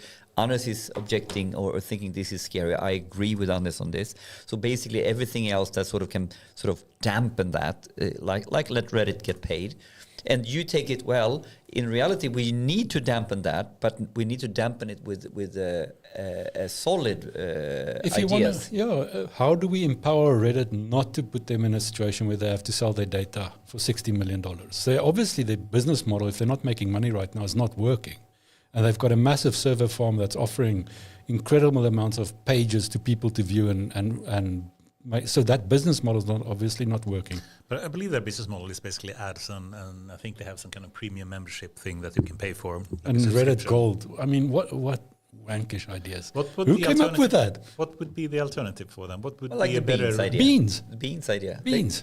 They need to re-innovate and basically figure out another way where basically the... You know who you guys should interview and get on this pod? But sorry, the beans. I didn't really listen for it. If you Can you just explain beans? what was really, if you were to describe it very briefly? What is so the beans was basically some investors put a lot of money in a kitty, and they said, listen, so if your website is making money on advertising, right? Beans will get people to stay there, and if a person stays there for 5 seconds how do longer, you make people stay there? well, great Content. good content. You know, So beans provide content for the No. websites? You, as let's say Dagens Nyheter or New York Times, you write an article that's a 7-minute to read article, and if you actually finish the article, you get a reward. Yeah. And that reward was beans, and then you can and you've got your account at the beans, and this was before cryptocurrencies even entered the space, and then you get your reward, and then you could go to the bean store and buy stuff. You know, that might, you know, whatever. You know, they had hi-fis, they had CDs, they had everything, like a mini Amazon. So they wanted to reward you for your surfing behavior. They wanted to and they reward want to you. reward you for being able to track your surfing behavior. Yeah, and this was amazing. I was like, wow, you know, why don't more people get on? Obviously, it didn't. Shareholders didn't like that, you know. So the idea didn't take off. But the actual core idea was brilliant. Let people be part of the solution of solving media websites crisis. Let the readers help them.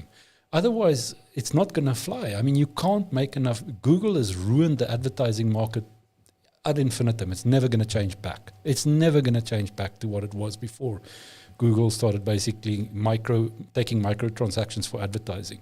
A traditional company like Bonnier or Bertelsmann, they never understood microtransactions. They never understood how to make money on a small thing, because the way that they sold advertising is like big campaigns and big deals and stuff like that. And here comes Google, and they just chop everything into small pieces, and they make their money on the process rather than at the end product.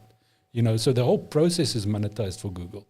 And here Beans came. The Beans was actually before Google. And they said, well, listen, we know that the media industry is struggling right now, so let's incentivize people to finish articles. Why didn't it work, you think? I think it was way too far ahead of the future. I really think so. Timing-wise, the market... I mean, Dagens Nyheter, if we take them as an example, they need to make money somehow, right? Yeah. Otherwise, they would die. Every company basically are forced to make money, right? Yeah. And if they can obviously make money on ads, right, or some kind of subscription. Yeah. That's basically the two main thing. Have you seen? How can they make money from beans? I mean, I don't really get Well, it. they can basically then guarantee that a person is interacting with the advertisement for 7 minutes during the article is actually right there. But then it's back to ads. Then it's an ad format. But then they create that and they say, okay, here is a bean for you, Mr. Consumer or Mrs. Consumer. Go to the Dagensneter/marketplace and spend this money. And you'll only get 20% of the beans that you can use to buy this new mobile phone, and the rest you can, and then they make a profit on the mobile phone that they sell. You know, do you guys get Lidl's reclameblad? Have you seen what they sell also in Lidl's reclameblad? They've got partnerships with travel agencies. Do you remember Ellos, the Swedish company? I'm from Borås. Yeah, Ellos sell clothes, and all of a sudden you get like in the same package you get like, and here's an advertisement for a holiday in Greece, and here is hi-fis, and here's this and that, and you go, what? Same people. You have to.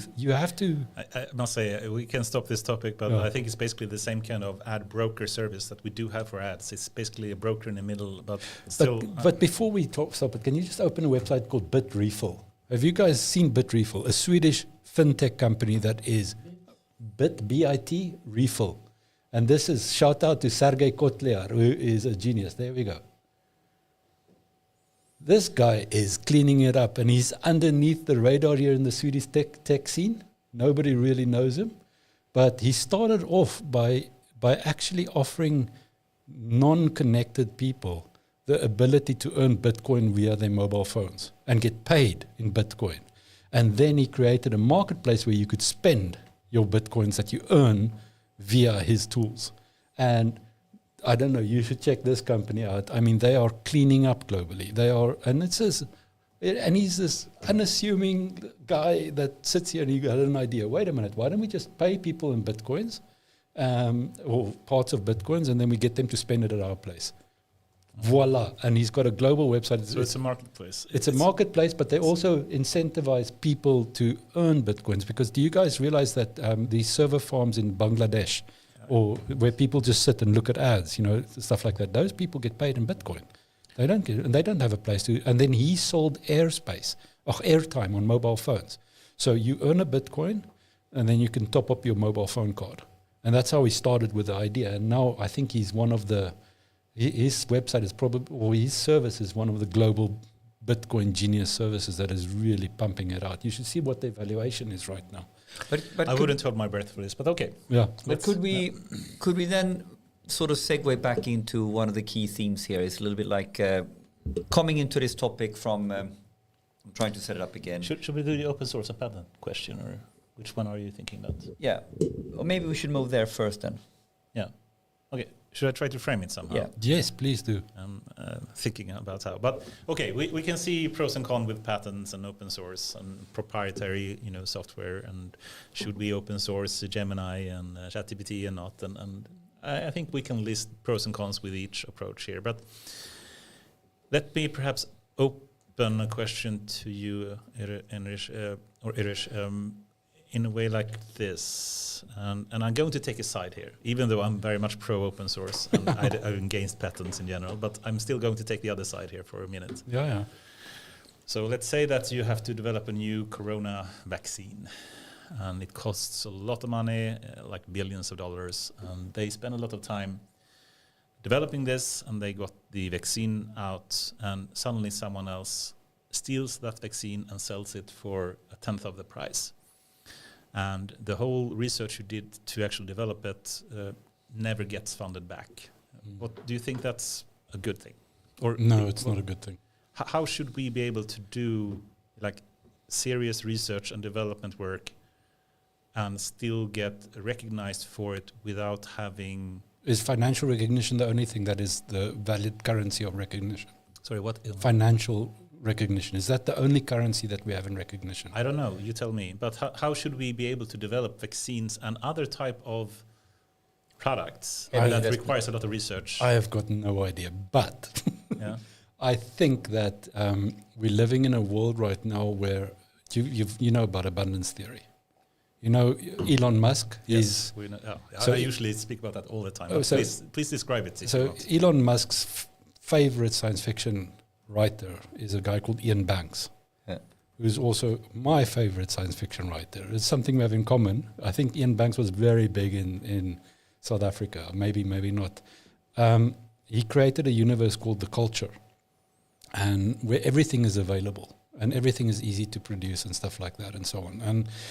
And therefore, there was no need for copyright because everybody can produce everything, you know. And Interesting Times Gang is actually named after an AI in the Accession, which is a book by Ian Banks. And if you look at the SpaceX Starships, they've all got Ian Banks airships names, you know. So I think that we need to start thinking like an abundance theory civilization. But before, I mean, abundance in Elon Musk's mind, at least the way I think about it, is that we have so cheap production, we have so cheap innovation, we have so cheap energy that we will have abundance of whatever needs we have as a human. But we're not there yet, at least. I think we are there yet. I think what's happening right now is that we're being constrained because we're thinking binary about it.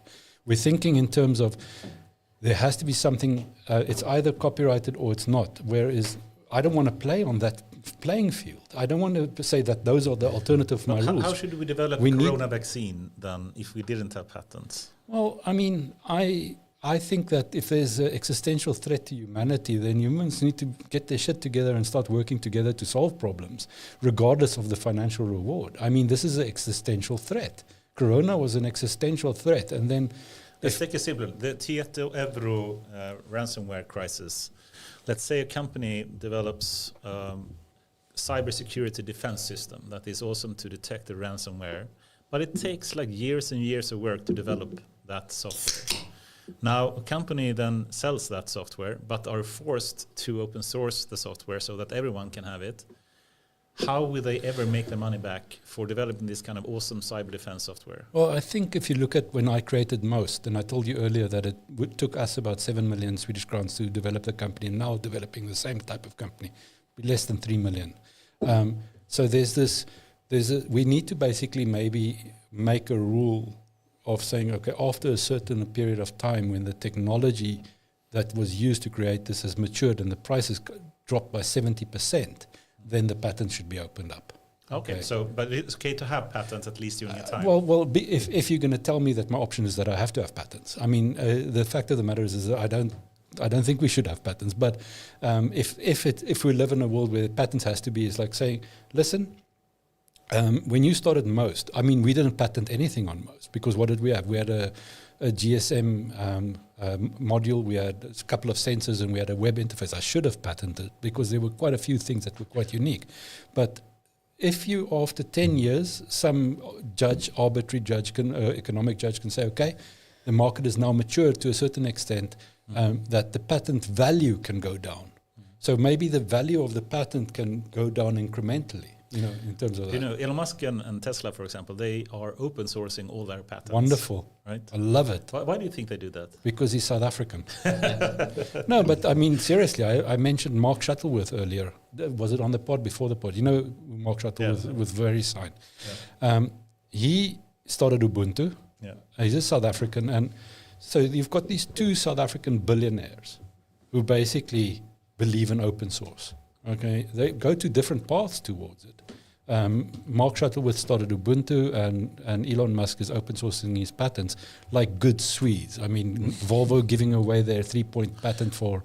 But do you really think they're doing it for altruistic reasons? Well, I think Elon Musk is most definitely doing it for altruistic reasons because... I have another theory. I think that Elon Musk actually does want to save the planet. Yes, I can agree on that. I actually think that he does want to get to Mars. And Mark Shuttleworth, growing up in South Africa, created Ubuntu because he said that, and Mark, forgive me if you're listening, I did send him the link. He said that the tool is the operating system. Why should it be so? We don't want the tool to cost money because we want better educated people. So give the tools to the people to become better educated. You know, so I do think that was also I think Elon Musk is... But the tricky point is, of course, the commercial reality that everybody needs to make a living. And like, I think you said it sometimes that, you know, of the two entrepreneurs coming out of South Africa that really There's a bit more than them, but those two. The two biggest ones, you're on the Mark camp. I understand Mark more.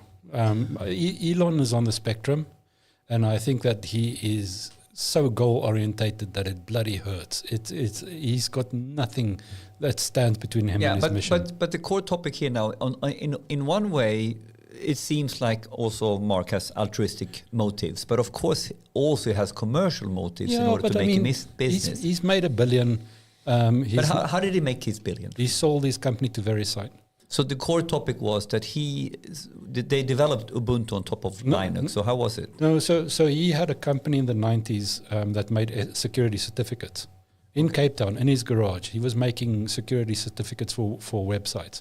And he sold that to VeriSign, I think it was VeriSign, for $1 billion because everybody wanted secure websites. And he made billions. He's got much less money now because he spent quite a lot of money in getting Ubuntu off the ground. And he's invested, but I can understand. And now, what is the commercial model now for? Because he's got an investment company where he invests in. I know that he's got, and this is a shout out to Knife Capital in South Africa, where they invest actually that money that he made in good African companies that are pushing the dial. But one thing that I do want to say, which is a very personal thing for me, is that we as Westerners, we need to make critical choices in our life the whole time. And in order to make a critical choice, we need to be educated. And in order to be educated, we need tools. We can't be educated just by being in the Western world anymore. We need tools to be educated.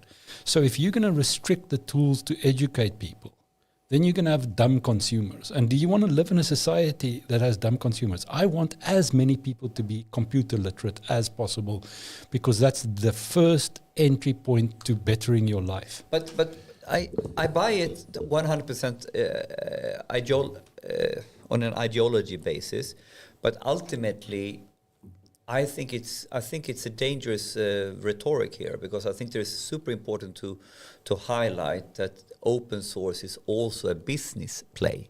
So if you make open source, like we all need to do open source, we need to buy open source, and we need to do all this for the greater good, but everybody else going to be ruined in the process, it's going to be a hard sell. I think it's better to then recognize how do we make money based on open source, and why is that such a great model? But that's the layer on top of open source. Exactly. So let's talk about that then. So people see the full picture. I mean, you've got some great open source companies out there that are really, one of my favorites is Yola in Finland. I don't know if they still exist, but Yola really pushed. So the operating system that we made for the Nokia Media Terminal in 2001 turned into MeeGo, which was bought by Samsung, which is now powering every single Samsung television. So if you buy a Samsung television, smart TV right now, it's got an operating system which is based on the Nokia MeeGo system originally. But Yola went and they continued creating mobile phone operating systems, open source mobile phone operating systems. But they're not that successful because what Anders mentioned earlier about the big player Google is just forcing everybody into their services offering, and Apple. So a clean operating system has got very little value, because you can't have your Google Maps and you can't have your Gmail and stuff like that. Until that problem is solved, then how can we get good local services on a mobile phone? But there's power. The mines in South Africa, they are using open source quite a lot. I can give you a horror story. Did you see what happened in Birmingham with using Oracle, which is not open source? Did you guys see? So Birmingham City Council has gone bankrupt. The second largest city in the UK has gone bankrupt because they decided to have proprietary software running their services. And the people that were consulting for them, implementing Oracle system they just kept on invoicing, and the city just kept on paying. But if they had a good open source solution, which was, so you can, if you do a search on Google News, you'll say it, you'll find it. If you go to news, up to the left corner. There. So this is what happens with a social service. A city council is a social service, right? And they've gone bankrupt, and this is taxpayers' money because they've gone into proprietary software. Open source. Don't you think there is any reason for proprietary software to be out there? Should every piece of product be open source? Are knives and forks proprietary software or hardware? I mean, we live in a world where software is so ubiquitous now. It's so part of our lives now that. You know, I went to DeepMind once and listened and asked the question. You know, why do you publish the research? You know, the research, the articles that you have that explains everything how you do, the data, the models, and everything. And they said something, you know, interesting and I think very profound, which is basically, you know, when we publish the article, it's gone probably 2 years since we actually started working with this. At the time, someone else reads it and starts to potentially make use of the research article or the open source software, they're probably 4 years behind. And at 4 years ahead, we already have products that we make money from that are so much better than anyone else. We have nothing to lose and everything to gain by open sourcing it because they will help us to improve our own software. And we will still be ahead. No, but our whole economic system is geared not to let open source survive. I mean, that's it. This is but this is a good thing, I think, right? I mean, I think that's why so many people are open sourcing. I think that's why Elon Musk are doing it. Yeah. And it's because they know that, you know, they can't have BMW just taking their patents and copying it because they are so much further ahead already. Yeah, but right? I think that's a great reference. I mean, for me, it's a question of if I come from how much open source is actually meant for the continent of Africa in lifting people out of abject poverty, which Windows 95 never could have done. Never could have done.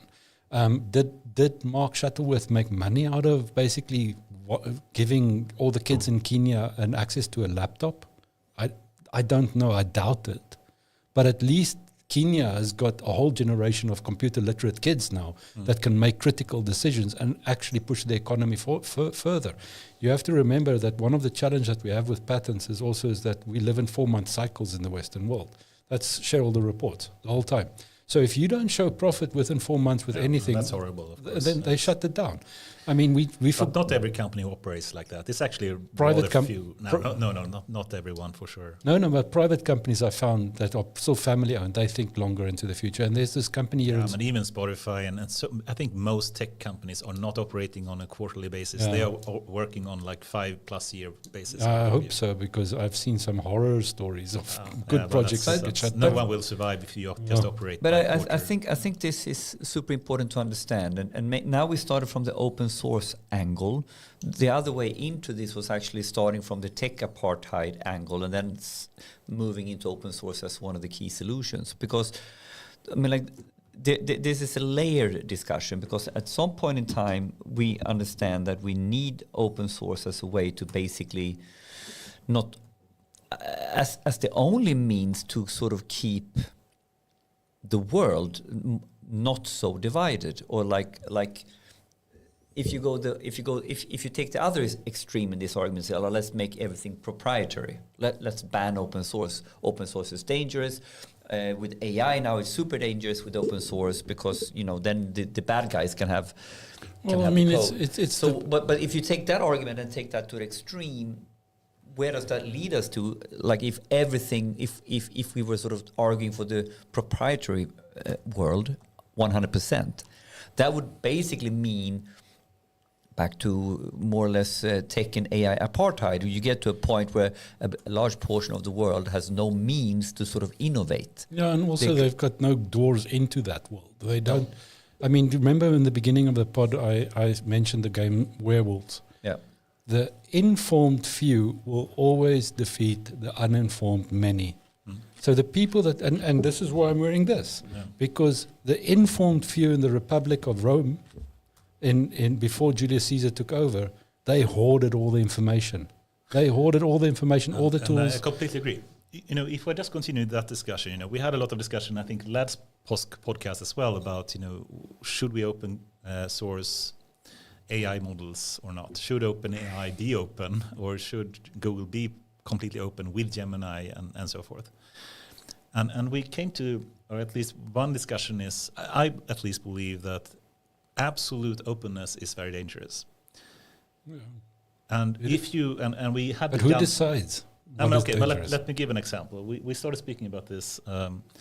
If we have a loaded gun and put it in availability to a small child, Yeah. is that a good openness that we have? Yeah, that's the argumentation. Guns don't kill people; people kill people. I Yeah. mean, that's such a big question that I don't know. But I do know what is more dangerous is withholding information from people. But there are limits still. Yeah, right? yeah. But you withhold information from people, and you make it a lower class that are feeling disenfranchised. You have revolutions. That is history. That is so But true. the question is it's not as easy as everything should be open. No, it might not be. I mean, what about that Swedish guy that built a nuclear bomb in his kitchen a few years ago? I mean, You say you can argue, you can follow from that. If you do agree that you shouldn't, give children loaded guns, which I think most people agree with, then the question can be, okay, let's take you have. should you have give grown-ups loaded guns though? I don't think so either, but that's another question. I think it's more okay than children at least. Then the question then becomes, if you have a super powerful AI model, let's think in the future 5 years, like more or less AGI, without any restrictions on it. You could ask it anything and it will help you to do so. It will. If you ask it to, how do I break into this bank's encryption system and steal all the money, they will help you to do so. Yeah. Is that a good thing? No, but if you have the laws of the land, there is a criminal penalty for illegal information. Do you guys remember the cookbook? Is that okay then? So if we just have the law of some things are illegal, should we then give all the people all the guns in the world? You can't have different laws for online life than you have for offline life. But that's not my question. But the fact of the matter is that if you put restrictions on the OpenAI model, not OpenAI, the company, saying, listen, you're not allowed to give information on how to construct guns to rob banks. That is a law of the land. I can if I plan a robbery. But it should be limited to that then. So if you have a law of the land saying you're not allowed to give information about how to build bombs or guns. Yeah, I think the law of the land is the baseline. Then you should have that in the model, right? That's the baseline. But if you do open source it, then it would be very easy to remove that. Well, it's going to happen in any case. Then it's okay. It's going to happen in any case. So the people that are, I'm not saying it's okay, but the fact of the matter is that the genie is out of the bottle. And those. But should it be, even though some people may be able to fix it, shouldn't all companies have the ethical responsibility to at least make it as hard as possible? Yes, of course. The digital philosophy officers, get them on board, to put that question together. But, absolute openness is not something that we strive for. Freedom of speech doesn't mean freedom from responsibility. Yeah. That's something that people don't understand. But I don't think that's sufficient, right? If a small child or some person with some psychological problem are having access to guns, I think it's the person that makes that gun available's fault, potentially, right? A person that wants to kill another person is going to kill a person.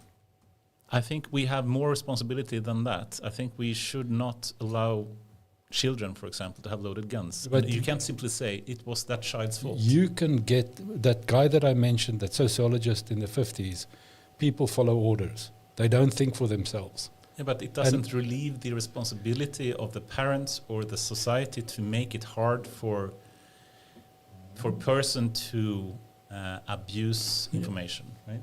I think people are going to abuse it in any case, but it does not. We should make it hard. We should make it hard. Yes. We should make it hard. But the benefits that we are going to get from having an educated population is going to be absolutely no question epic. About it. And I think that open sourcing AI to the world so that Senzo Matwetwa in Zululand can actually build a new radiator for his family farm to make sure that his family is fed. And you have billions of those guys doing that and girls doing that. That is 10 times better for me than maybe. It's also what's your view on humanity. I believe we're like in True Detective. We're sentient meat sacks. But I think I want to wrap this topic up and kind of take the last topic into more philosophical topics, because when I sit and listen to your discussion here, it's very soon has very, very little with tech and AI and we coming into fundamentally, philosophical ideologist conundrums. Yeah. And we are coming into a topic where basically the only way to sort of get this right is to get the philosophy and the ideology right. Yes. I know you posted an article not so long ago. In the future we need chief philosophy officers in companies. And literally I think the segue is just listening to this conversation about open source and how to think about that. And by the way, we are Steelmanning. We're all thinking for open source, Yes. but we're wanting a good debate here. It's And so I'm hard, certainly man. for it as well, just Yeah. to make it clear. Yeah, just to Yeah, make it super good. clear, Anders was Steelmanning you hard Yeah. right now. It's Yeah. interesting because I usually hear him Steelmanning on the other side. Yeah. Yes. So it was fun. But this becomes very, very philosophical topics, or big questions. So could you elaborate a little bit about both how you've been, how you come up with that sort of, your view on this? It's clear you've taken that into your Well, job. I mean, it's become more crucial in the last 10 years, okay, because I've been working with agri-tech Yeah. so much, and I'm involved, and I see how our food is produced, and I see what... Oh, we didn't even talk about Delta Track No, yet. no. But now we're going to do it because Delta Track has opened not Delta Track, my foray into ag tech. I mean, you have to remember, I'm a web guy originally. Yeah. That went to hardware, that went to the cloud, and now I'm in ag tech because it's fun, But now I've actually got a purpose. A farmer in South Africa. Okay, so let's explain the process of, I want to, ICA in Westeros decides that, this is January now, and in August, they've got a thing called a commercial calendar, where they basically plan the whole year ahead, because I worked in the digital retail as well, where they plan quite a lot far ahead and saying that month, that week, we're going to have a sale of oranges, right? So what happens then? Well, they phone an importer in Helsingborg and say, okay, we need 2 containers of oranges delivered to us in Westeros on the 2nd of August. Okay, this is now in January. And the importer goes, great, I'll source that for you. He goes to an exporter in South Africa or in Argentina or whatever and says, listen, in 6 months' time, we need 2 containers of oranges at ICA. Can you commit to that? And the farmer goes, okay, I'll commit to that.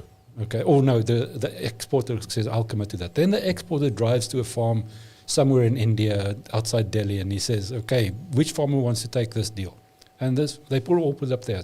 Remember, not 1 cent has changed hands here. Not one person has gotten paid yet. Okay. The farmer then pays for labor.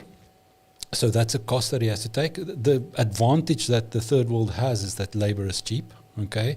Then the compost materials to grow these oranges, then the regulations, the EU and American and Chinese regulations, it's very expensive, and everything is carried basically by the farmer. All that is carried by the farmer. Then in June he harvests, and he puts all that stuff in the container, and the exporter picks it up and puts it on a ship, and 6 weeks later, I mean, most of the fruit and veg that we eat here in Sweden is about 6 weeks minimum old. I mean, it's been in controlled environments. And then gets picked up at Helsingborg, driven to Westeros, and they open the container. We don't want this.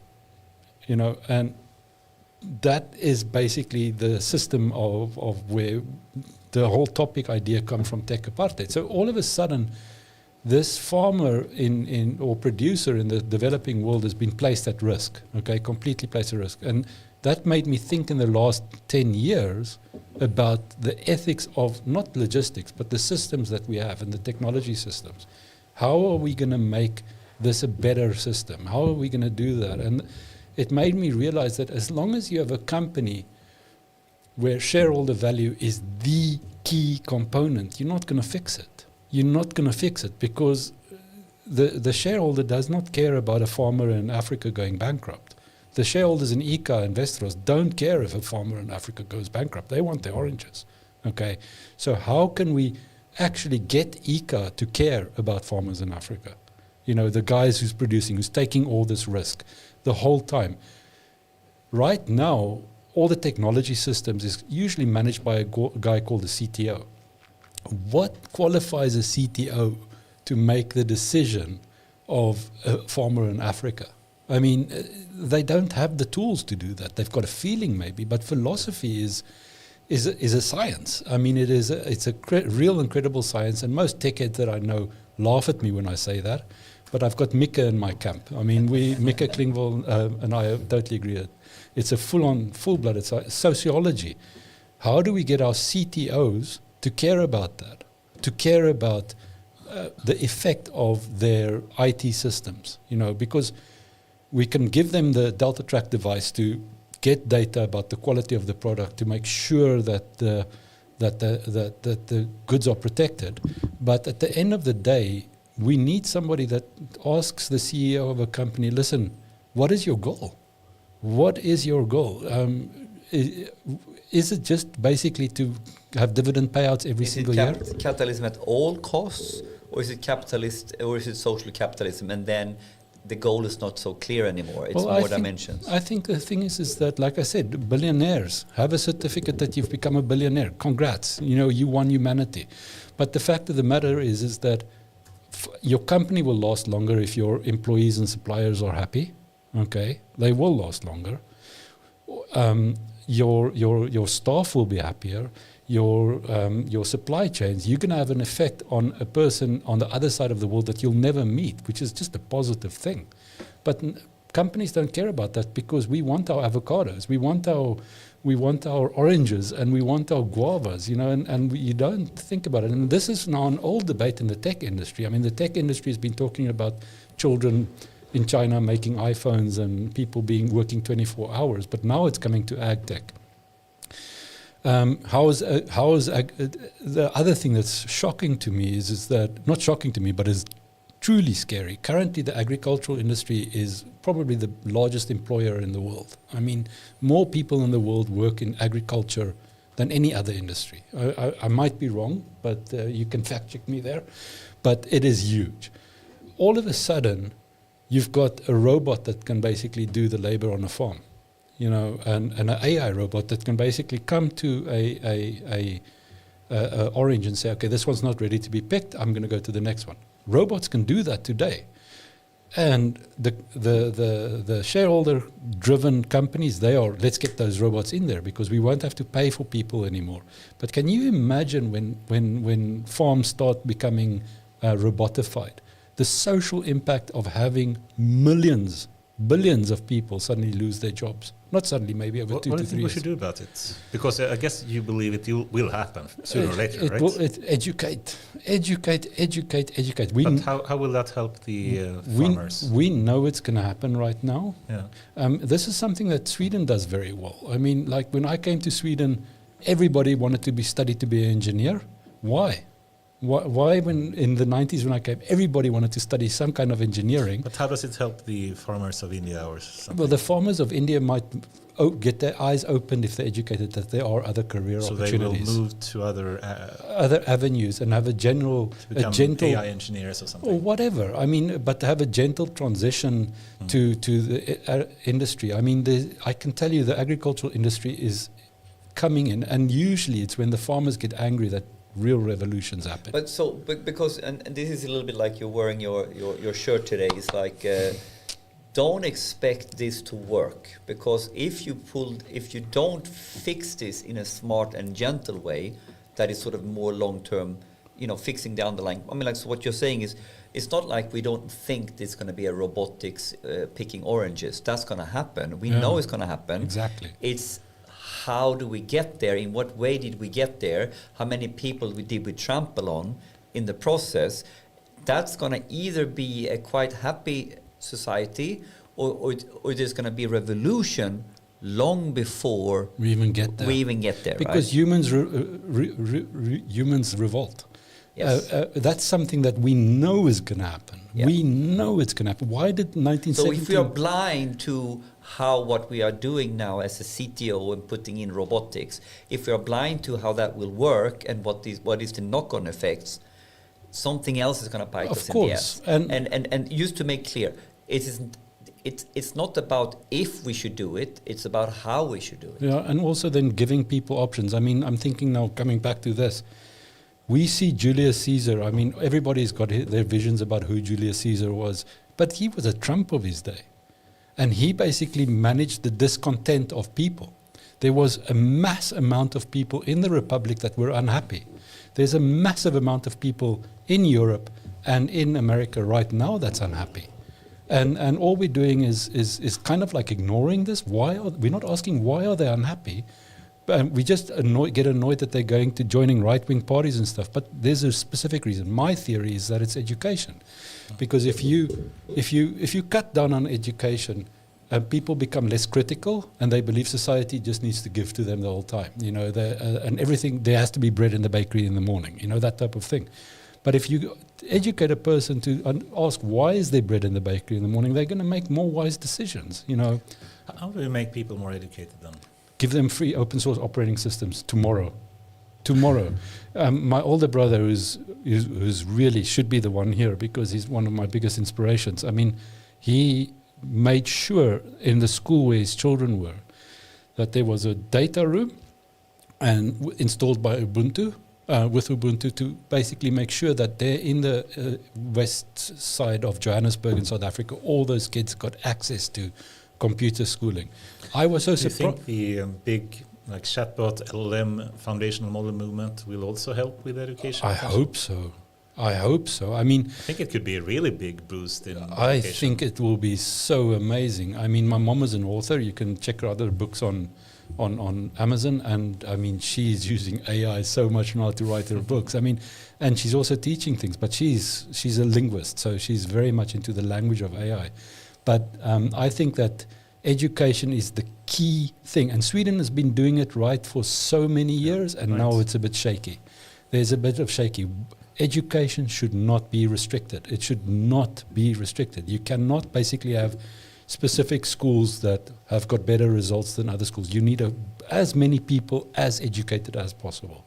But open sourcing education. Open sourcing education is the way to go. Yeah. I mean, so open sourcing education, and now it's sort of tying it back down to, let's not steal man now, like the open source conversation here is actually about figuring out business models where we open source so we can be inclusive with the full view of the AI divide, so to speak. Not only we have the divide from us versus the super tech giants, but then we have the divide to the real developing countries. So working with business models that allows us to open source so we can get as inclusive as possible, and then of course build business models on top of all that, as we always have done. How Linux worked with Red Hat. love it. And all that. Love it. I mean, so I think that within the next technology or an AI is becoming it's becoming knives and forks for society. Everybody's got access to knives and forks, you know, and everybody can learn to choose either I'm going to eat with this AI model with the pins from Asia, or I'm going to eat with a knife and fork.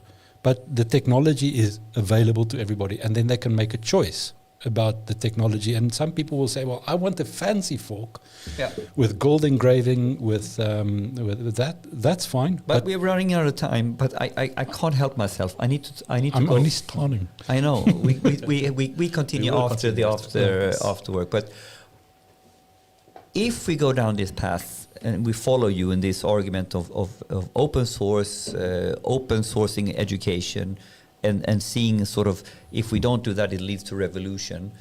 How should the